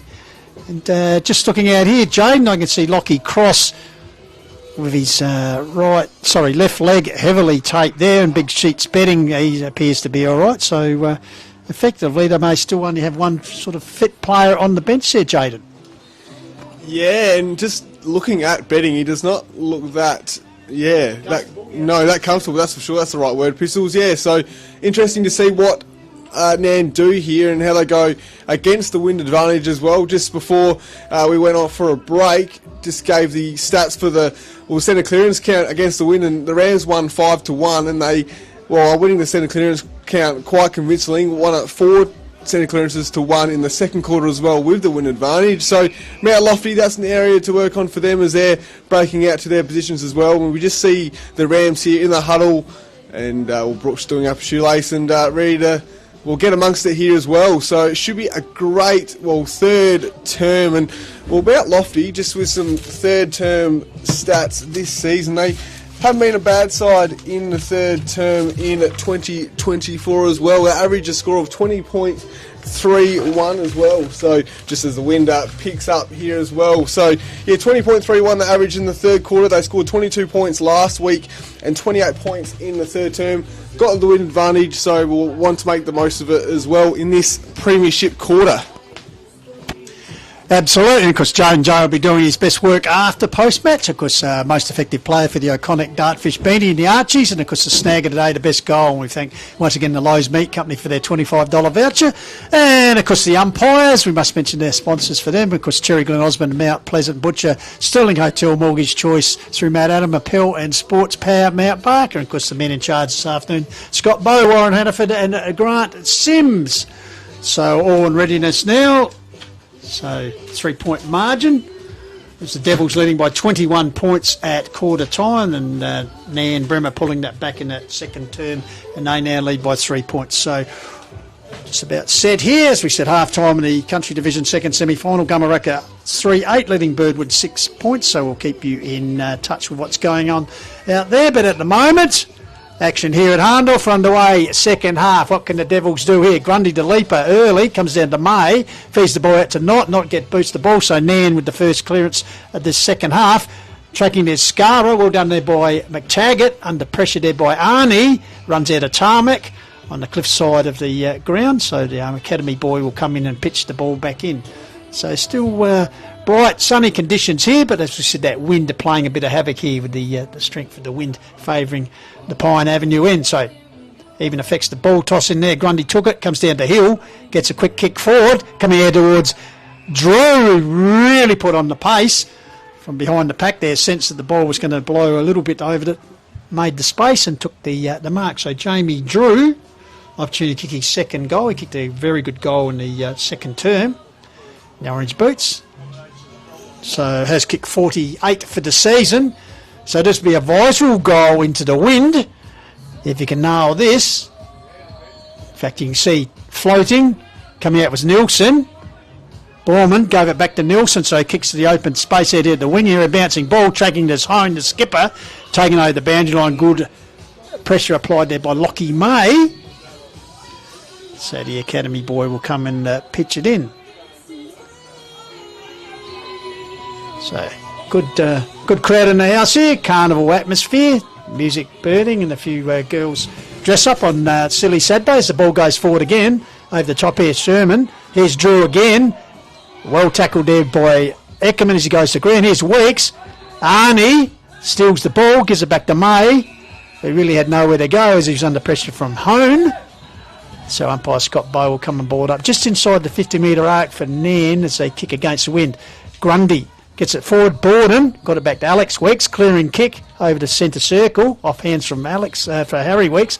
Taken nicely there by Rogers. Gets it forward. Gets it back from a teammate. Couldn't quite control it. Weeks has followed up well. Harry variety. Goes to ground. Rogers still at ground level. Gets out towards Hill, who somehow spins out of a pack magnificently. Gets a high kick forward. Target there, it was Scara, spilled the mark, still was Scara, intercepted there, quick hands out the back, finally taken by Thompson, arches the back, kicks out to the space of the wing, but lumbering out there, tracking the ball was Willis. He gets support but just couldn't complete the handball back to Arnold, out over the boundary line. I was just mingling with the people, their pistols at half time. Pressing the flesh. Yeah, I think, as you picked up, Llewellyn's day's done. But maybe the finals campaign as well for the young man. I think Lockie Cross, don't think he's out there. Well, Rupchik is on the bench at the moment. Not quite picking up Cross, but meantime, Yeah, you're right. I've got to tell you, he did come out to warm up just after half time, then turned and headed back in towards the change room. So whether all I can see at the moment is Rupchik on the bench there for the Rams. So Sheets is all right, but he's only playing deep with that left calf muscle heavily strapped up. So, as one of the Rams supporters said, this is the quarter that'll probably win it or lose it for both sides. In the meantime, it's the JK's pocket, and what can the little master do in the Aish department? And he's missed that one. Of course, there's two little masters out there, and that's a minor score. So Nairne 5-9, Mount Lofty 5 goals 6. Let us know where you're coming in from. Call it a wild Facebook page, Hills Football League Facebook page, and Filming Footy YouTube. And here we go. Here's Duncan Rogers off to the races. Sheets. Let's see how the calf goes here. He just says, I'll let this one trickle out of bounds. You said off to the races. I tell you what, if Sheets was a racehorse, I know what you'd be doing with him. Nah, only joking there, Sheets, but he is definitely hobbling out here, the big fella. So, deep in defence, it was Morby, bringing it back into attack. Settled for the mark was Weeks, but chipping in front of him was Dodd for the Rams. So Dodd playing a very good game of football here this afternoon, this qualifying final. Puts it back from whence it came. Drifting across as Drew is reading the ball very well. That's the second occasion here he's read the flight of the ball very well. For a shot on goal, he wheels around and goes top of the square. Betting getting back there. Also Thompson with a iron fist puts it towards the boundary line. Disciplined defence by the Fabio.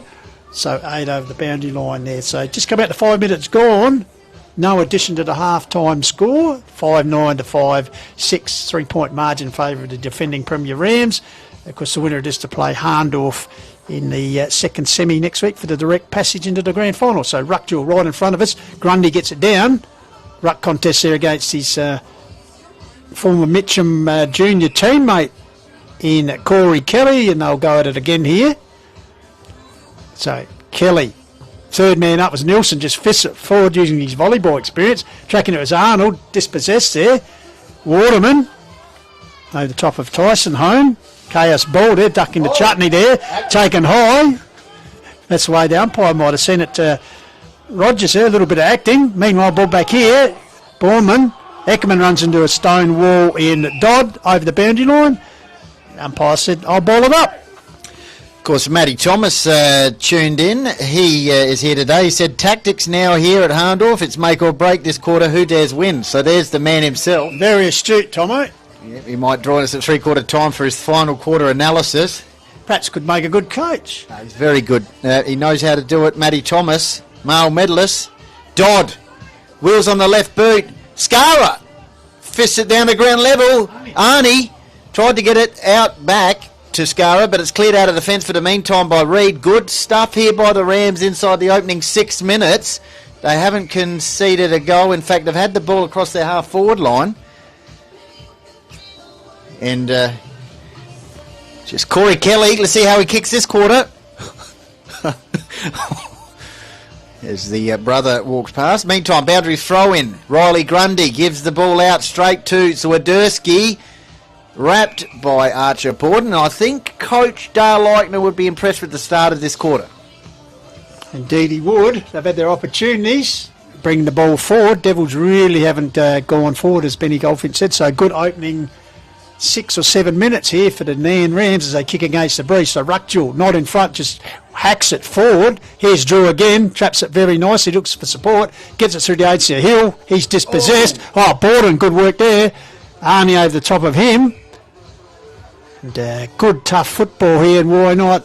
The prize on the end of it is a second semi-final ticket, and for the loser going to a knockout style for the rest of the finals.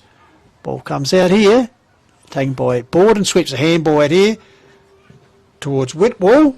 Devils go forward, getting back there was Rogers. Has to be one of the most improved footballers this season, Duncan Rogers, that's for sure. So Rogers, a bit undecided, finally goes on, bit of a mung kick close towards the boundary line, floats over the top of Wimpress, out over the boundary line, looks like it could be last touch. So Archer Borden with the football, so Borden just up from the Nairne coaching box, puts it down the wing area, ricochets off a teammate there in Sanderson, I guess, close to the interchange gate area. Little Master working hard against May out over the boundary line. So just looking at the Nairne bench, we can see Lockie Crosses sitting in the dugout, and Arnie seems to be the only mobile interchange ever at the moment, Benny. Yep. If the tunes are coming through, we've got the HFL Senior, it's all happening. We've got the Duel, it's all happening. Gee whiz. Meantime, speaking of... Is that Lockie Cross out there now? No, is that him in the bench? I reckon. Yeah, no, it looks a bit dejected in the interchange bench. Just someone who looked a bit like Lockie Cross. Meantime, boundary throw-in, centre wing, Knott, brings it down the ground level. Nairne doing really well here to start the third term. Well, why wouldn't you want to look like Lockie Cross, a model performer? Yeah, 100%, man. 5-9, Nairne still holding the lead by 2 points. That wind in the first half created 4 goals for Mount Lofty in the first quarter, and then 5 goals for... Nairne in the second quarter. I might just close the door just for a second here, just to... Is that all right? That's better. Meantime, Rams going forward. Corey Kelly brings it to ground level. Here's Fabio Thompson. Kicks the ball around the corner under pressure. Ground level, not... Could have ridden Eckerman into the back, and he did. Umpire saw it that way. So Mount Lofty did get a wriggle on here. Absolutely. So Eckerman... Vice captain, just his 8th game for the season after that hand injury. Ball holds up in the breeze across here to Sherman, the Shermanator. Set up that inspiring goal through a run in the second term, gives it to Nielsen, so the Bucko goes long. Off hands here, waiting. Quick hands there from Borman originally, gets it out here towards Bruno Hone. Comes out here to Ace, lifts the eyes and... honours the lead there from Borden and Max variety, so good possession football there from the Devils. So Max Borden, the opportunity to kick Mount Lofty's first goal since 15.5 minutes of that second term, which was actually their only goal of that period. So Borden, cameraman James Davis will be right over his shoulder here, so the vision will tell the story. So Mount Lofty chance here to hit the lead, 5-7 to 5-9 at the moment. Just you're enjoying coverage here, plus a little bit of top of the pops in the background from the speaker next to it. And I tell you what tops the pops is that kick from Maxie Borden, straight as a gun barrel in the wind, and the Devils hit the lead. Comments coming in. Jackson Thompson says, I've heard rumours Jaden Hill's head weighs 11 kilograms due to so many stats in there. Can anyone confirm? We'll confirm shortly. Josh Hannum said it's true, I've held it. James Coventry watching in from Murray Bridge. We're going with Vietnam and now we're Murray Bridge. And James Coventry says go to Devils. We would have liked that goal. James J. Hill, what have you got in the stats department now? Yeah, with the stats here, thanks Josh and Jackson. 17 kicks for Mount Lofty, 14 for the Rams, and 5 inside 50s for Mount Lofty, and 7 for Nairne Bremer. All right, Pistols. So back in the centre, can the Devils get back-to-back goals? Alex Weeks goes long, forward. Can they get a clutch mark back there? Smith getting involved there. Around the corner, should I tell you what, this is Tyson Hone, I think it is. They needed a skipper's goal, and on cue. A sensational finish, opportunist goal. Except they're all getting... Yes, it is. I thought there was only going to be one flag race. So Tyson Hone. So 2 goals within about 90 seconds here, boys. Has really lifted Mount Lofty. And a fantastic finish there by the skipper, Tyson Hone. As we said, could be among the leading contenders for the male medal this Wednesday night. And of course, you'll see it all here on Filming Footy Quarter Wild live stream. So Hone with his 10th goal for the season. Most important, so back in the centre. Sanderson having a turn and ruck. May, quick hands got it to Dodd. Kick was deflected. Here's a chance for Ace. You can sense the Devils are actually lifted here to the challenge. Chaos ball trying to burst his way through there was Willis, I think it is. Goes to ground. Umpire will come in there. So Mount Lofty 7-7. Nairne Bremer United 5-9. So game on here. Devils looking to build a bit more in the bank as they'll come home against the wind. Yeah. Scramble ball there. So, good crowd in the house, watching a very good game of footy despite the blustery conditions taken by Knott. Sweeps a handball out wide. So the run there of Arnold, I think it was. Mungs the ball forward. Held up there by the Devils. Ground level ball. Kelly getting involved. Gets the ball out. Taken by Archibald. No sweeping handball. Found Ace. Misdirected here towards McTaggart. Close to the line. Whistle has gone. I think McTaggart might have been grabbed onto there. As he tried. No. It's coming back here and it's going to be taken by Jake Ace, I think it is. A few more comments coming in. I'll get to them shortly. Meantime, Mount Lofty on the charge against a Rams side with a couple of players injured in Lockie Cross, who's looking a little bit dejected there with the calf injury, and obviously Llewellyn going off in the second quarter on the stretcher. So Mount Lofty really got to make the most of this term. But I tell you what, that's a barrel. And I might get our man James to just have a little look at the windsock shortly. Meantime, Arnie just hacks the ball forward, and that's gone out of bounds on the full. Just quickly, it was interesting there as he had to stop, prop and turn. Big Sheets betting looked like he was trying to turn the Queen Mary there. Not in a good place. Pardon the pun too, not in a good place. Did you mean that? Well, I'm just saying. Not in a good place. Ah. Well, yeah, was it? Did you get it? Yeah, I get that, yes. Fantastic, Pistols. Didn't even get your own humour. Harry Weeks, that's tackled, holding the ball, free kick Nairne. Alrighty, Andrew Lyons, the great man, watching while overseas. Totnes Devon, UK. Beautiful. Well done. And Rob Sampson needed the Devs to get cracking, and they are getting cracking here. But Nairne, probably with the advantage at the moment in this term, if you look at the wind advantage. Fabio Thompson hacks the ball out there. Shermanator goes to the little master. Miles executing, well, gets it into the pocket. And that's going to be out of bounds. Free kick for the Rams. I feel to D. Rogers.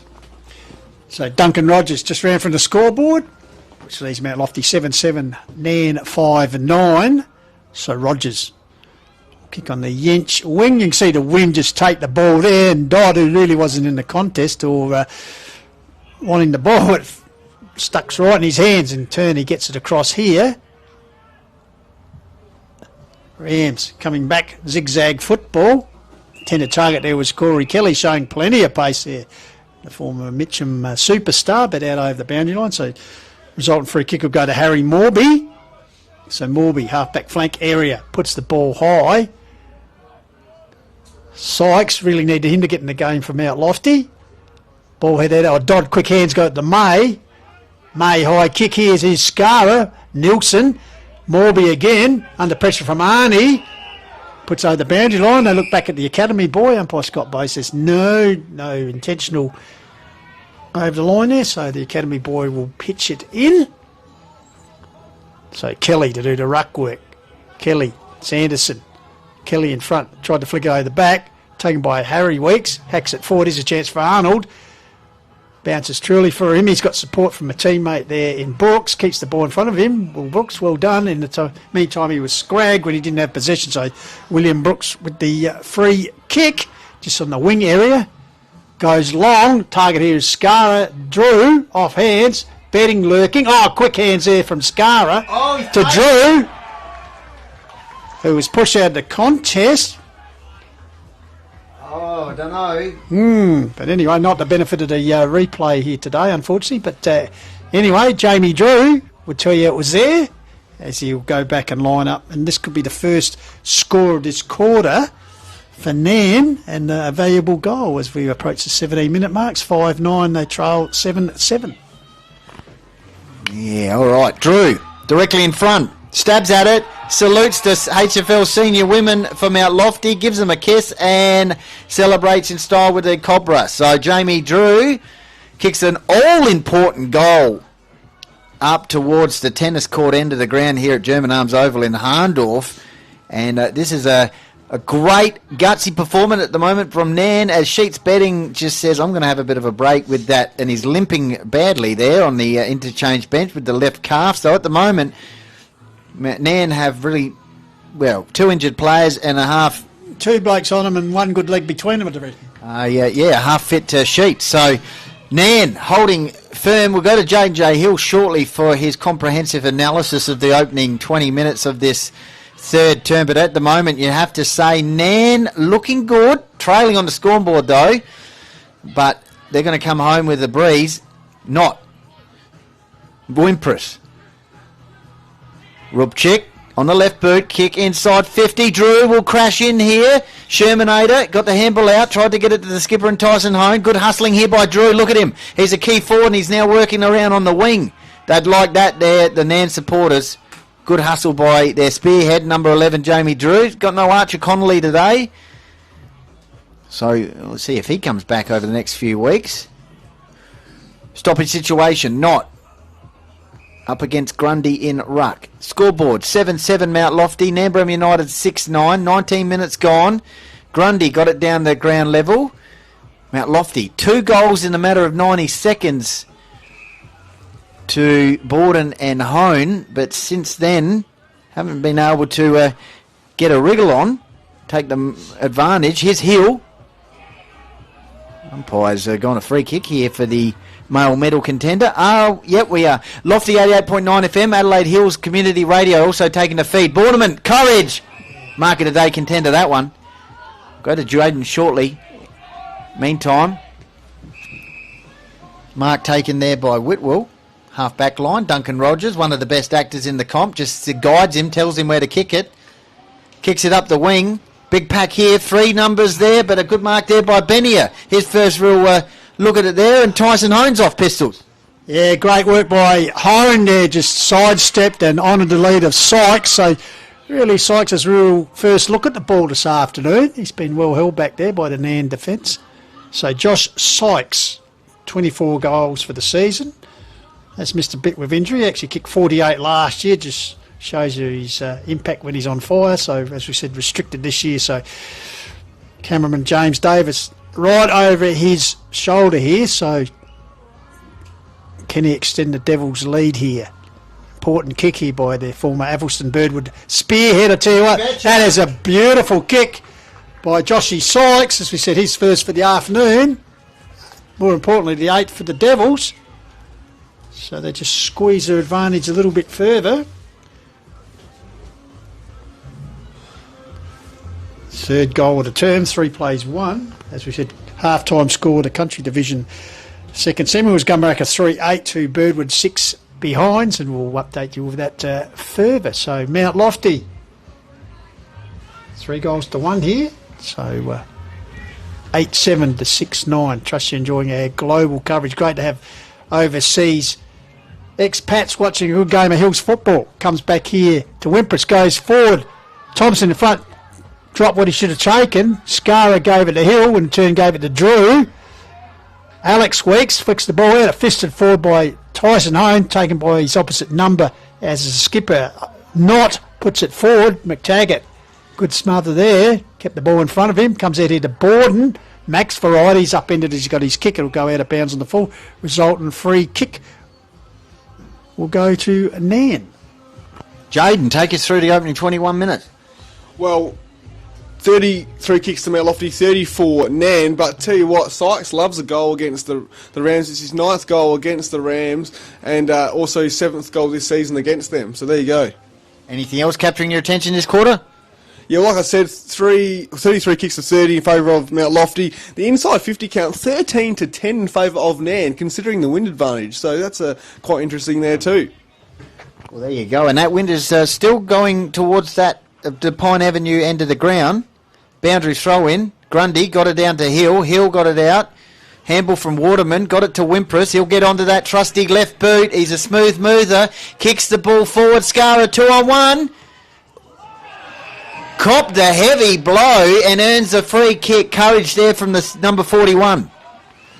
Yeah, absolutely. Only had eyes for the ball as he read it coming in and got the sandwich between the two Devils defenders and dealt with there. So Scara has had a pretty good game this afternoon. Kicked the opening goal of the game in the first 50 seconds against the Winds at this particular end. So he knows where the goals are, and also kicked the last goal of the first half. So chance for his third goal here, which in the context of this low-scoring game, just 14 goals in total. So Scara, important kick here. Oh, he's drilled it.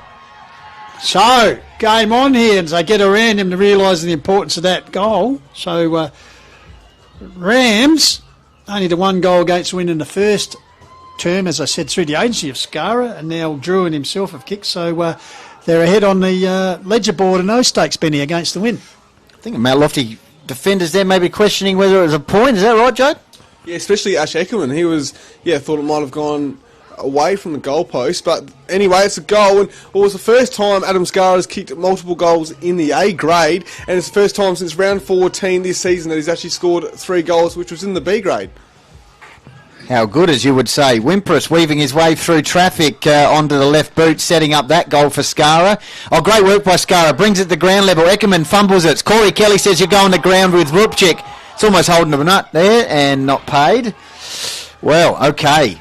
Great work by Scara, marking as well as spoiling the ball to bring it to ground level against Mark Nielsen there. So Drew, in fact, now he'll get it. No, he won't. Flicked on. Dangerous position here from Mount Lofty's defence. Rupchik wrapped up by a couple of Mount Lofty defenders in Eckerman and Hone.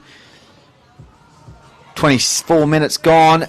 Key passage of play here. CK Corey Kelly. Great ruck work. Alex Weeks. Drew. Back to Arnie. Rupchik ducked ahead there. That's not a free kick. Kelly down behind plays all right now, but might have got a high knock there, but he's recovered and he's going to take this ruck to. So 4-point ball game, 8-7 to 7-9 here.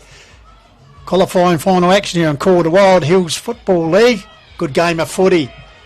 Handball there by Dodd. Comes out into Hone. Was it in the back? Crowd scream on the hill. We're a good mixture of supporters here. All getting involved this game at the moment. I said good game of footy, 4-point margin, 25 minutes just about to tick over. So Kelly, Sanderson, ball one down here, trying to bust his way through. Wimpress just wouldn't sit for him. Tipped handball out there. Little master, Miles gathers it. Quick hands there. Tough in the trenches here at the moment, I tell you. Ball comes out there, bouncing ball. First to get bit of Bordenau, taps on clever to H, who gave it to the Shermanator.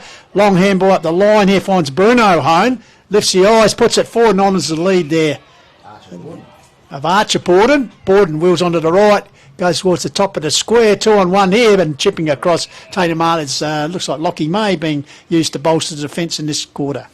Looks that way, Pistols. Sheets betting still on the interchange bench. Of course, as we said, Lockie Cross's day's done, along with Llewellyn. So Nairne have to bust their guts here for the remainder of the match. So far, so good. 8-7 Mount Lofty, Nairne 7-9. They'll be coming home with the wind in the final term. And the little master, on 3/4 time, has got an opportunity here to give Mount Lofty a bit more of a buffer. You have to say it's a very important kick, Jaden. Jaden's nodding his head here. So Little Master. Sam Miles from 55 metres out goes bang. And it's off hands. In fact, it doesn't even register a point. So I reckon Dar Leichner and Clint Foster and the rest of the Nairne coaching staff will be confident here at 3/4 time, Jaden, that they can get the job done with that. But it's not just Wynn's not just going to get it done here. No, you're right. And quarter to quarter, both teams had 35 kicks, but because of that kick by Miles, Mount Lofty have 36 kicks for the quarter, and Rams had 35 kicks for the quarter. 23 handballs to 17 in favour of Nairne Bremer.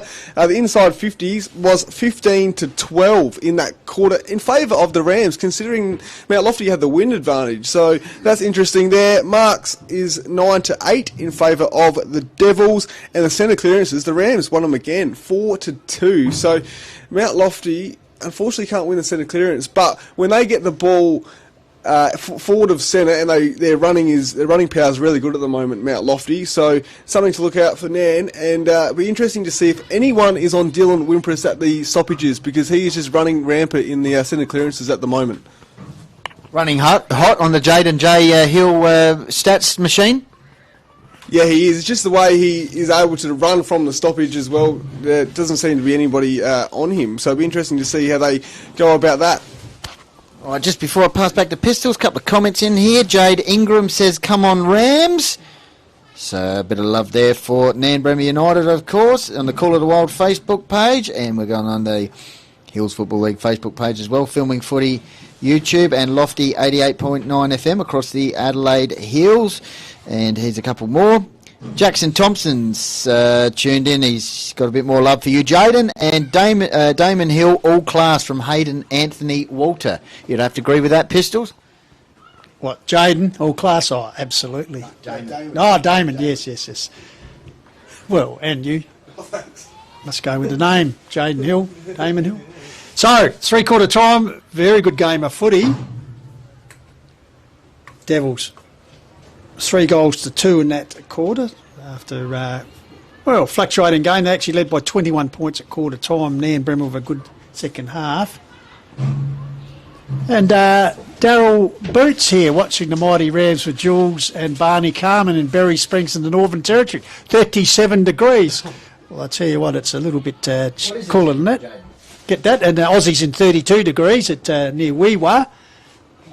So good to hear a lot of people, as I said, expats or people holidaying from the hills, tuning in, watching the footy on here and calling footy. So we can tell you here, for those interested, 10.9 balmy degrees here at Harndorf. It's like 4.2. I tell you what, the wind temperature, as I said, it's be good for the America's Cup course here at the moment. So all in readiness here for all set up for a good final term here. As we said, Mount Lofty 8, 7.55. Nairne 7-9-51. So 4-point margin. I said Devils led by 21 points at quarter time. Nairne pulled it back to lead by 3 points.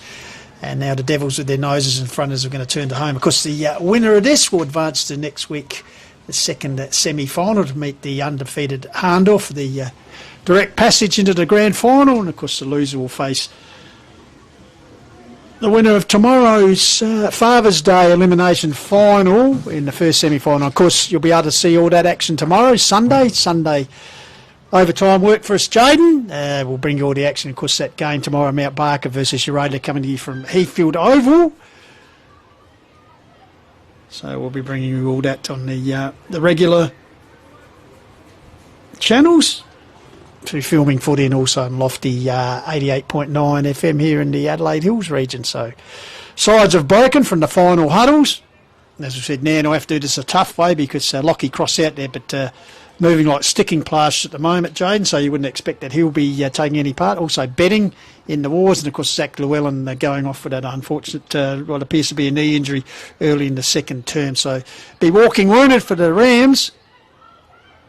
And as I said, they face a bit of a tough task if they get through either way. Either game they're playing next week, they'll be missing a couple of key players, that's for sure. So we're underway. Fight for the second qualifying final spot. Up they go. Hit forward by Knott. Straight down the hill. Who's first class, like yourself, Jaden. Held in there. Couldn't get rid of the ball. So umpire Bow will ball it up. So Knott. One down there by Sanderson. Handballed out by Arnie. Swedetsky, to Knott. Okay, to a teammate who kicks the ball forward, bouncing ball. Here's Arnie, this time showing a bit of pace. Getting back there is the big man in Grundy. He's tackled, bundled over the line. So no doubt Grundy will be playing a fair bit in defence this quarter, as he did in the second term, trying to halt the attacks, and Sanderson perhaps to do a bit of the ruck work further up the field. So here's a throw in. Grundy doing it on this occasion in defence. Ball comes out the back, around the corner kick. I think it was Kelly off line.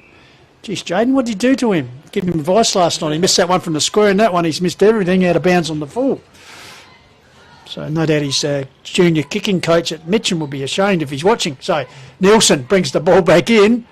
Here's Sanderson over the top. Ball comes to ground level. Quick hands out there from Arnold to a teammate. Comes to the top of the square. Getting back there is Drew. Over the back lurking is Scar. He's been pretty good with 3 goals already. Hone back there. Scar follows up. Also Drew lurking there. Devils desperately dive on the ball. As you see in the background, the scoreboard 8-7 to 7-9, so still a 4-point game. Clock saying we've played 32 minutes. In fact, we've only played and fired the first 90 seconds. So a bit of gremlins with the time clock there.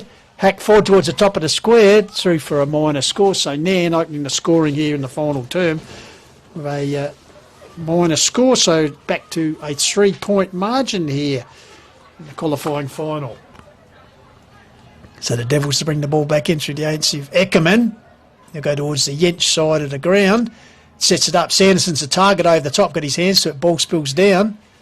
Looking there's Weeks. Taken by Rogers. Gets it back to Waterman. Shrugs the tackle. Gets it back over there towards May. Tracking the ball nicely is Hone. Bit of a chaos ball taken finally by the Devils. Hack forward. Only as far as the squid. Skudetsky puts it forward. Here's Drew. Very hard to beat once he gets his body in front. Takes a mark. Jaden smiling at me like a Cheshire cat. He reckons he's got the stat of the day. That's a big call. Well, I thought I saw Matt Thomas down there at ground level in the Nairne coaching group. Is that him? You see the guy on the right there? Maybe he's learning. Maybe it's for.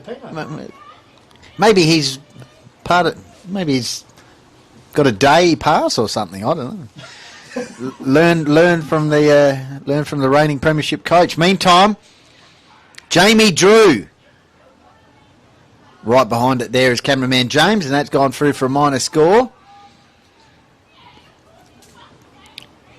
Let us know when you want to let rip this stat, Jaden, as Nairne go to 7-11 to 8-7. You've got a global order. It's just hanging on the edge here. Jaden Chill reckons he's got the stat of the year. Is that? No, okay, all right, sorry. Yeah. Okay, I won't blow my bags that much. 7-11, 8-7. So it's a 2-point margin. Pistols at the Scott Creek School of Education, is that right? Damon Hill, wheels on the left boot, into the pocket. Rams, can they snag one here? Umpire's blowing the whistle. Free kick for Mount Lofty, though. Is that too? Around the ground, 3/4 time, Country Division, second semi-final. Gumaraka 5-10, Birdwood 1-6. Right, so Gumaraka look like they got a direct pass there to the grand final, which will be at Macclesfield Oval in a couple of weeks. Meantime, who's going to play Harndorf next Saturday in the second semi-final out of Nairne and Mount Lofty? At the moment, Jamie Drew is starting to really get his hands on the footy Pistols, and he's got another shot at goal after missing from a 50. Yep, Jamie Drew picked that very good goal against the wind in the third term. Has 2 for the afternoon. Just taking it to 49 for the season, so this kick here could not only put the Nairne Rams in front, but also bring up his 50th for the season, which is a pretty good effort. Of course, a former Bridgewater and Mount Lofty player. Second year with the Rams. So Drew tries to guide it through. And as a result, perhaps the accuracy waned a bit. So 3 points. This is a return here in the early stages of this final term for Nairne. So Benny, a 1-point ball game here, 7-12 to 8-7. Devils with their nose in front. Just mark taken here by Jack Revington. That the cheer squad on the south coast of New South Wales will love that. Puts it back towards the tee for goal off hands. Here's Scara lurking. Can he trap it? Eckerman comes in. Also there is the dangerous Dodd.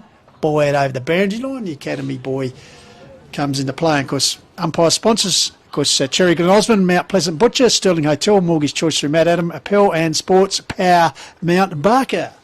1-point ball game, 6 minutes on our clock. So Mount Lofty desperately hanging on. Snap it, goal. Gone out of bounds on the full. So Nairne peppering. 6 minutes gone in the final term. I'll go to you now, Jaden. Cheers. Thanks, Goldie. So, just a stat I've mustered up here.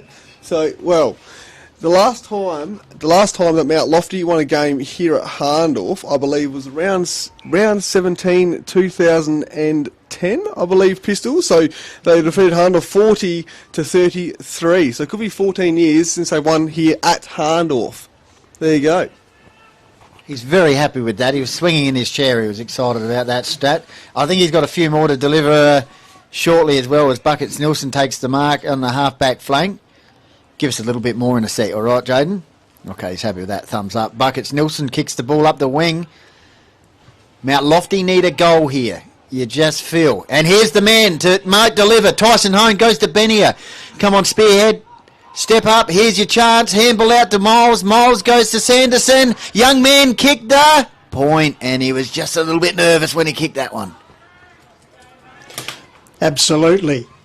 But good enough to give him a 2-point margin now, 8-8 to 7-12.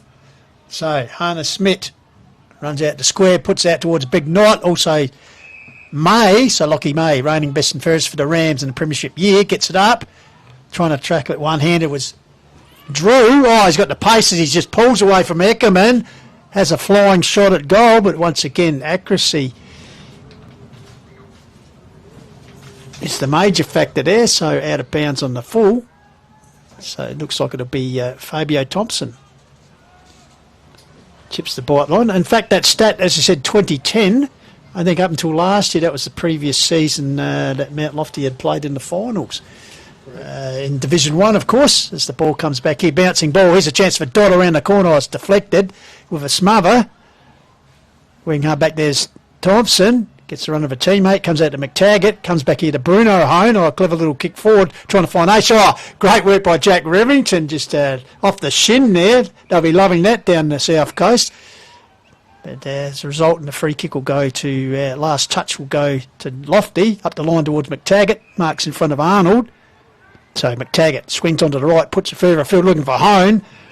Drops in front of him. So Bruno Hone called the play on. He's run himself in a bit of trouble. Good enough to get it. Got it back to Sanderson. High kick forward. Borman was the target.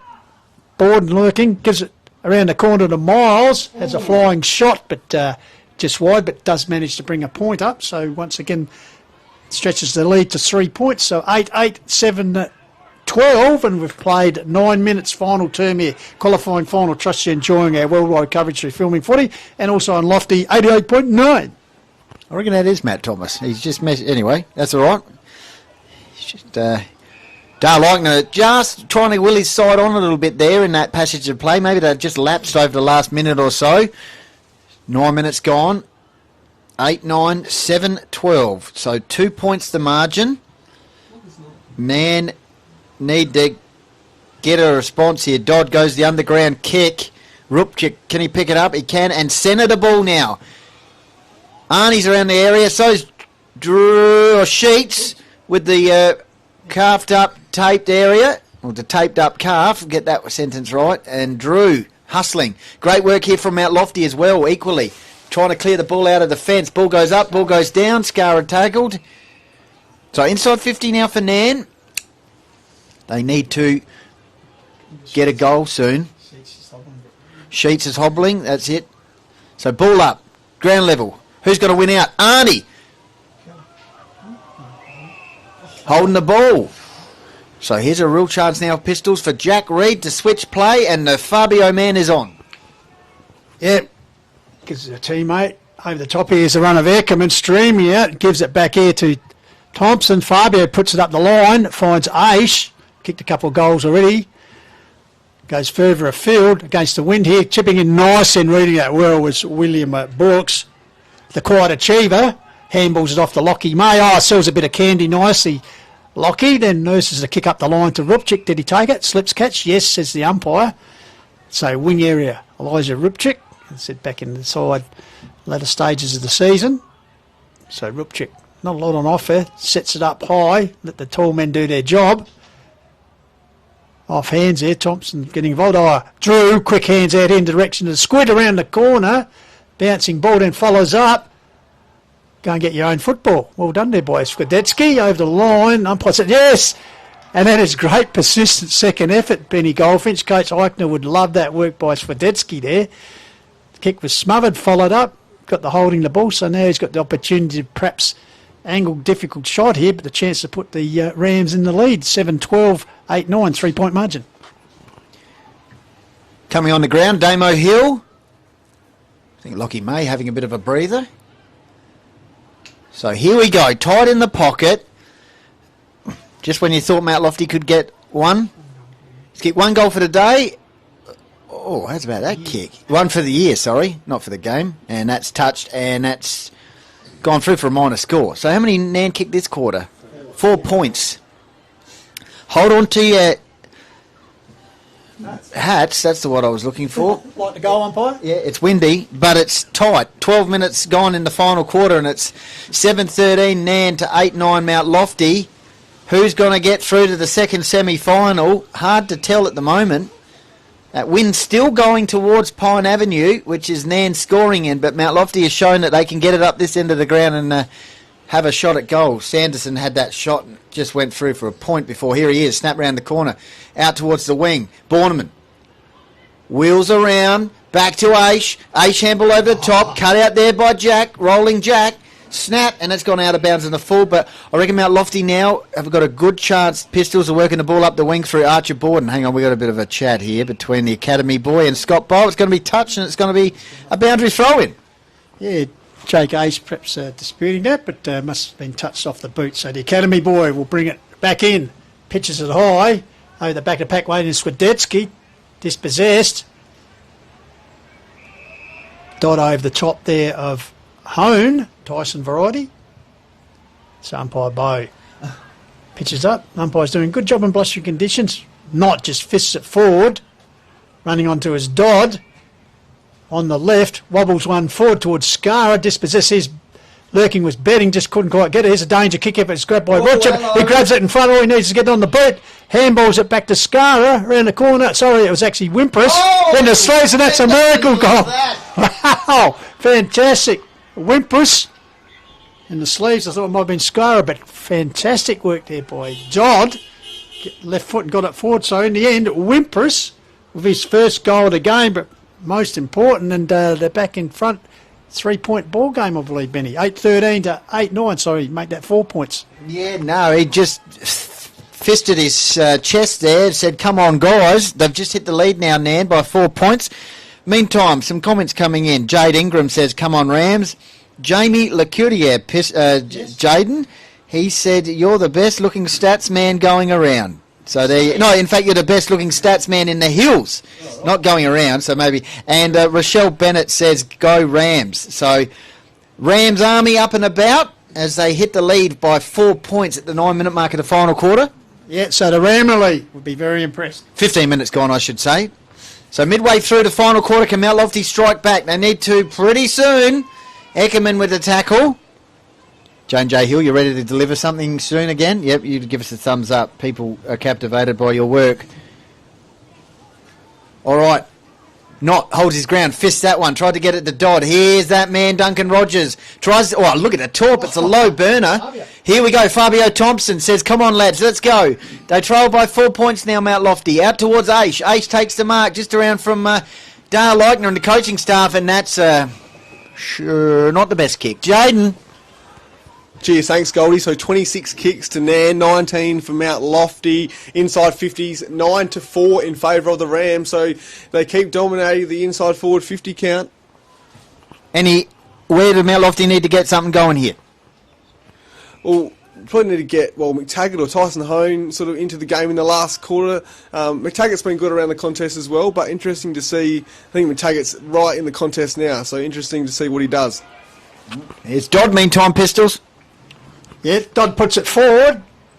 Down here to Wimpress. This looks like being moved to the key attack position. Taken there by Will Sherman. High kick towards the centre of the ground. High and over the top.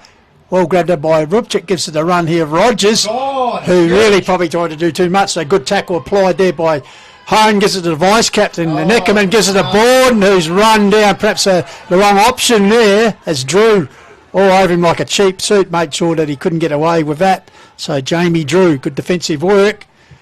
Spots up a lead, goes further afield. Here's Hone, edge of the cricket pitch. Tyson variety, he's locked up by Hill. He's been pretty good this afternoon because Jaden J stayed with us post-match. Be handing out the snag of the day, the $25 voucher from Lowe's Meat Co. And also the most effective beanie as it comes back here to Dodd. In the meantime, is it called play on? It is. Perhaps could have gone back and had the set shot, but through for a minor score. Good enough to extend the margin. So 8-14 to 8-9. So 5-point margin. 1 goal 5 is their return here at the moment for Nairne in this last quarter. Lofty adding just 2 behinds. Craving a goal now as we've ticked over to 16.5 minutes. Ball locked in there. Good tackle applied. I think Corey Kelly getting involved there. So good game of football. As we repeat, 3/4 time scores in the country division, second semi, Gumaraka 5-10, Birdwood 1-6. So you think the Magpies on their way to yet another grand final as they chase 3 flags in a row. Here's a chance now. Going forward, Ace putting out towards Sykes. Oh, Wellington Jack had the Velcro on the ball with the glove. Chuck out the one Duke and it's stuck there. I tell you what, they'll be going wild on the south coast of New South Wales with that. Puts it back from whence it came. Nielsen getting up there. Spills the mark. No, it does take it. Buckets. How many times over the years we've seen that, Benny Goldfinch? So Mark Nielsen, what's on offer? Devils trying to get through this defence of Nairne. Ball comes up there. Rogers. Willis, also Smith there, make forward the ball's held in there. So, as said, 8-14, 8-9, just ticked over to 17.5 minutes. Just looking at Mount Lofty interchange bench, I think Alex Weeks is got a cardigan on, so maybe he's injured for the Devils. That's a big blow. Might be just a little bit chilly. Well, that's true. I don't want to... Yeah, that's true. Maybe he's just a bit chilly. Oh, Jaden. So was that Alex Weeks you said? Well, he was the only current Mount Lofty player that played in that 2010 day, with the last time they won here at Harndorf. So there you go. Wow. Jaden delivering. Actually, Jaden, just for one of our avid watchers, can you tell us how many ducks Stumpy Lacordia has made for Woodside? Well, I don't know. And Canberra. Not very many. Did he play Canberra? Yeah. And the Skunks. All right. Meantime, back at Pine Avenue, it's 19 minutes gone in the final quarter. Good banter today on the feed. 5 points the margin. Can Mount Lofty somehow get the ball up this end of the ground? Maybe Sykes, Harry Weeks, Benia. One of their spearheads needs to step up here and deliver the goods, but it's down the other end of the ground now. And Tomo fists the ball out of the ground. Once again, he's played well. I tell you, the Harndorf coaching staff and players will be watching this, and there'll be 2 very sore sides to take them on next week. But as we saw last year, then having win in the second semi-final, so having the week off doesn't necessarily mean that you're front runners. Well, Sheets off the ground with that calf. Looks like Lockie Cross has got the Rams hoodie on. Llewellyn might be in hospital, obviously with the knee, and meantime Waterman goes long inside 50. Wimpress was the target, ground level. Can he work his magic here? He was desperately trying to get the ball. Ball pops out! Snap it, goal. So that's Swiderski. Yes. He's missed that one. Jaden. Yep. Mount Lofty got to get it up this end of the ground. It's now a goal to difference. Well, in the last 14 qualifying finals since 2010, the second place time has won 7 times, and the third place time has won 7 times as well. So very, very even. So this is the tiebreaker today, and the closest margin in the qualifying final was actually 3 points. Was actually here at this ground. So there you go. He's very happy with his work, and he wouldn't mind extra time as well. Yeah, it sounds like fun times there for you, Jaden. So here's ruck duel. Knight takes the ball out of the ruck, goes to ground. Rolling pack there. An umpire on the spot there, because the umpires today, Scott Bowe, Warren Hannaford and Grant Sims. So ball up, not in front. The top Sanderson, quick kick away by Dodd. He's been very good this afternoon. Oh, bounce over the top. Nielsen, spotted there by Wimpress, taken by Scarter. Just need a point pistol, I reckon, man. Just the point. So 20 minutes gone. 1 point, they're up by 7. Very hard to score up this end of the ground. I see your logic there. See it? So, umpire Bow will come in. Ball up yet again. This is the Devils. Need a quick clearance here. Nairne need that vital point. Here's an opportunity for them as they push the ball forward. Devils dispossessed there, working hard to get the ball. Eckerman, improvisation as he sockers the ball head and getting back there. Brooks, great work by William Brooks. Interesting kick forward, it's effective. Those who found a teammate, here's a chance. Rupchik around the corner. And Wayne Nairne, I tell you what, fortune favours the brave and fortuitously there. You've got to put it down to Brooks. They were 2-on-1 situation and he took a courageous mark. Jack Revington goes back up to him and says, well done, young man. Yeah, a couple of teammates getting around and realising the importance of that intercept. So now Josh Dodd, chance to kick his second goal for the game. Any score will do, I reckon. Any score will do, particularly if it's a point. That'll make it very interesting. A goal would even be better, I'd suggest, Benny. So right behind him, I tell you what, there's that point you asked for. So that's a vital point here. So 8-16 plays 8-9, a 7-point margin. Benny, you happy with that at 21 minutes? Yep. Personally, I'm a neutral today, but I'm sure the Rams supporters would like that point, just to give them some breathing room, Jaden.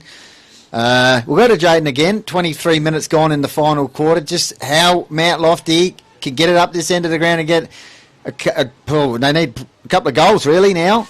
Jaden. Cheers, thanks, Goldie. I think Mount Lofty's defensive pressure has been very good, considering that the inside 50 count in this quarter is 16-3. So just been absolutely flooded inside forward 50. Will have the Rams. So interesting to see if Mount Lofty can keep this pressure up inside defensive 50. Well, they need to get it down this end of the ground, Mount Lofty, and here's a real chance for Aish. He tries to soccer it out, taken there by Brooks, got it on turn to Smith, he in turn to Waterman. That's holding the ball. All right, Little Master's got a free kick, centre wing, out of side. So Miles. Josh Sykes directing traffic out here. He goes in the middle of the ground. It's a 2-on-1 situation. Over the top, McTaggart. Sidesteps, handball. Reed out towards the young man Sanderson. Whitwell on the left boot into the pocket. It's a frustrating kick for Sykes, and he adds a bit of mud to the knees as well, as Revington says, well, I'm going to have a bit of a gallop out of the fence, and he kicks the ball towards centre wing, and it's fisted out of bounds. So great work there by the Rams. Absolutely. Just the kick, just in the windy conditions, just didn't set up properly for Sykes there, unfortunately, from Whitwell. But they still have time here if they're good enough, the Devils. So 23 and a half gone. Want to get a move on those. Sanderson doing the ruck work. Run, that was McTaggart. Lurking to A's Dodd, been very good all day, particularly in this last quarter though. Vital touches. Comes down here. Playing by Wimpress around the corner. Centres the ball. Here's a chance for Thompson. Under pressure from Drew. Goes backwards. Finds a teammate there. I think it was Morby. Morby hacks it forward. Tracking the ball with Swedetsky. Borden, Swedetsky, a good strong attack on the ball there, who hold the ball up. Mount Lofty were out there if the ball came out of his clutches, so well done there by Swedetsky. So, Nairne, Mount Lofty need a goal here to tie the game up, perhaps send it in extra time, but I tell you what, 8-9, 8-16, sorry, need 7 points. This ball comes back out here. Willis getting involved there over the boundary line. Aish, hands and knees, can't control it. So the Academy boy will bring it in. So 7-point margin, 8-16 to 8-9. So you think Nairne, an injury-riddled Nairne, have done enough. Richie into no bench for the second half. So throw in, not. Puts it forward, tracking his board and handballs over his head. Intercept by Dodd.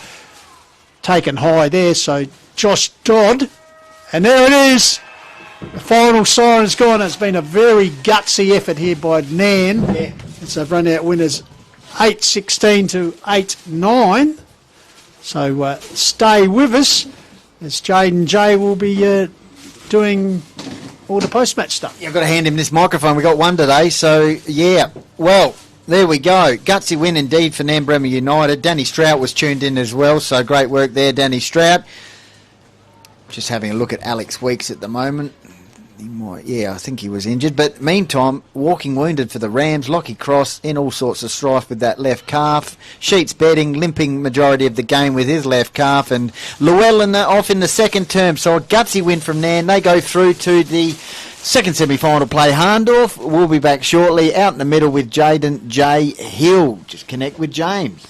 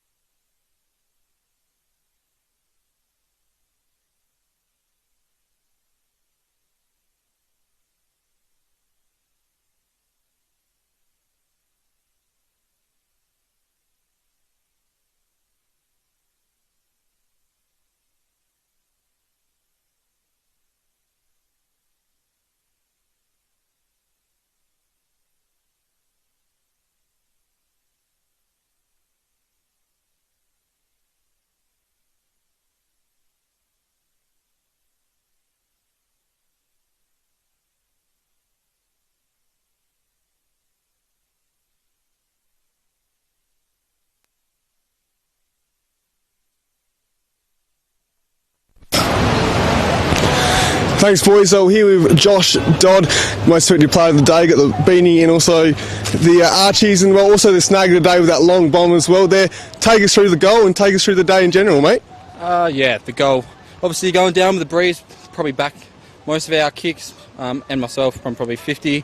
So I think that was the key. If we get it around then and you're confident, just go for it. And yeah, lucky enough to sneak it through, which was good. Yeah, and then obviously we always knew it was going to be tough game. We were 1-1 in the season. Probably should have won the first game, and a bit of discipline and whatnot lost us that. And so we knew we had to come in hot, and especially with this breeze, just work towards the breeze. And yeah, it's a good win in the end. So. Yeah, very tough conditions as well, and I thought Nairne did quite well considering they didn't have the wind advantage in the third quarter as well, dominated the inside 50s as well. What was the messaging throughout the week as well? Obviously, you had some close tussles with Mount Lofty as well, so what was the messaging throughout the week? Just prepare ourselves for some bad weather, to be honest. Daisy's pretty switched on, and he knows probably more than us during the week, so he just told us to, we had wind during the week at training, so we kind of trained to that, and yeah, obviously it worked today and came out on top. So. And your footy, mate, just take us through your footy journey quickly. You played at River Murray Footy League as well, and take us through your footy journey and your positioning and stuff as well. Obviously from Manham Junior, and obviously went through the ranks there, played a little bit of A grade in 2015, and went down Sturt in the 18s for a few seasons, and was lucky enough to obviously be a part of the senior squad for 3 or so years until did a shoulder and just lost a bit of interest, so kind of just played footy with my mates for the last 4 or 5 years just to try and enjoy footy again, I guess, so it's been well. Yeah, and you like playing that forward line. Obviously Archer Connolly may be back next week, and like playing that forward line with Drury as well and Sean Arney and that as well. Yeah, it's definitely a dangerous forward line. Even though we lost Darcy, I think we've kind of adapted to it, and it's not so one-minded player, I guess, and we all contribute every week, and it's a dangerous forward line for sure. And obviously a big game against Hahndorf next week, quickly. Yeah, massive. Not sure how Blackwood Oval is. It's normally windy as well there, so we're probably lucky we played in a bit of wind today. So, yeah, pretty keen for it, to be honest, and see how we go. Well, great job on your performance and congrats on the win. Good luck next week against Hahndorf. Cheers. Cheers. Thank you. Cheers. Thanks, guys. Thank you.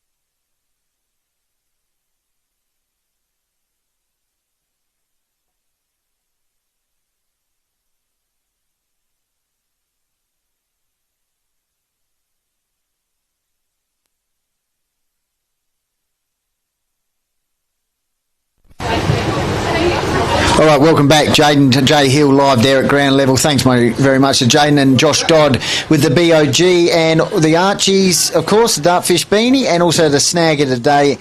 And a gutsy win there for Nambour United. They're through to the second semi-final to play Hahndorf. We're looking forward to that contest next Saturday. Pistols in a rematch of last year's second semi-final. Absolutely, but gutsy win here in gusty conditions by the Nairne Bremer Rams, and when we look at 8-16 to 8-9, they actually kicked 1 goal 7 in the last quarter, so if they'd been straight, the margin probably would have been more than the 7 points. So 8-16 8-9, just quickly the goal kickers for Nairne: Scarrow with 3, good game; Drew with 2, Wimpress, Dodd and Brock Norton. For Mount Lofty, Jake Ace with 2, and then we had Reed, Brendan Hone, Benia, Borden, Max Variety, Tyson Hone and Sykes. So in the end, a pretty good win. So, yeah, good game of footy. But anyway, Nairne advanced through. So we've got to thank our sponsors. Thank you very much. Of course, our sponsors, Filming Footy, Sports Interactive and Dartfish, and the HFL sponsors, of course, Work Locker, Mount Barker, the Courier, Closey Supermarket, Sports Powered, Sharon, Think Road Safety and Sports Centre, and of course our post-match award winners, which was once again handled with a plum by our man Jaden J. Hill. Most effective player, of course, iconic Dartfish Beanie and Archies, and of course the snag of the day, once again the $25 voucher. Thank you very much to Lowe's Meat Co, and of course the umpire sponsor. We've got to thank Cherry Glen Osmond at Mount Pleasant Butcher, Sterling Hotel, Mortgage Choice through Matt Avenham, Appel Sports Power, Mount Barker. And we can tell you final score, the second semi-final at Kersbrook, the country division. Gummaraka 8-13 have defeated Birdwood 2-7, so comprehensive win to the Northern Magpies, so they go through to the grand final, the big dance in a couple of weeks' time. Jaden J. Hill, just quickly, final thoughts before we wrap up. Where was it won and lost, Jaden?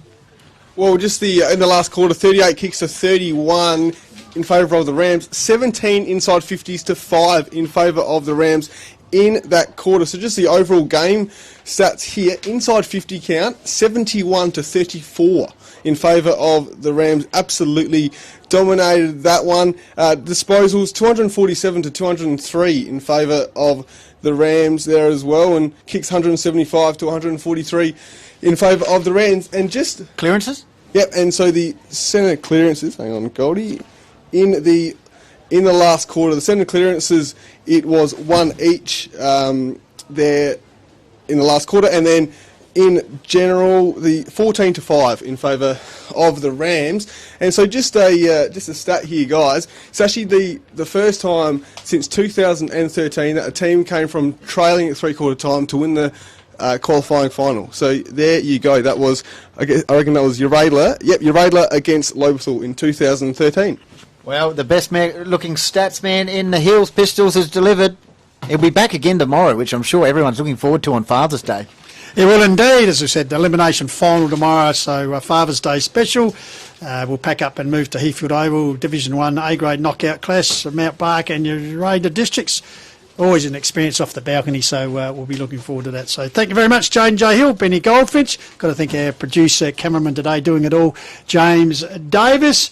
And as I said, we'll catch you tomorrow for filming footage coverage of Super Sunday. It's the elimination final. But here from German Arms Oval, it is Nairne winning by 7 points, advancing through to the second semi next week. So until we talk tomorrow, Jeff Pistola signing off on behalf of all. Catch you tomorrow and keep chasing those goals. Bye for now. I'll just switch it off here.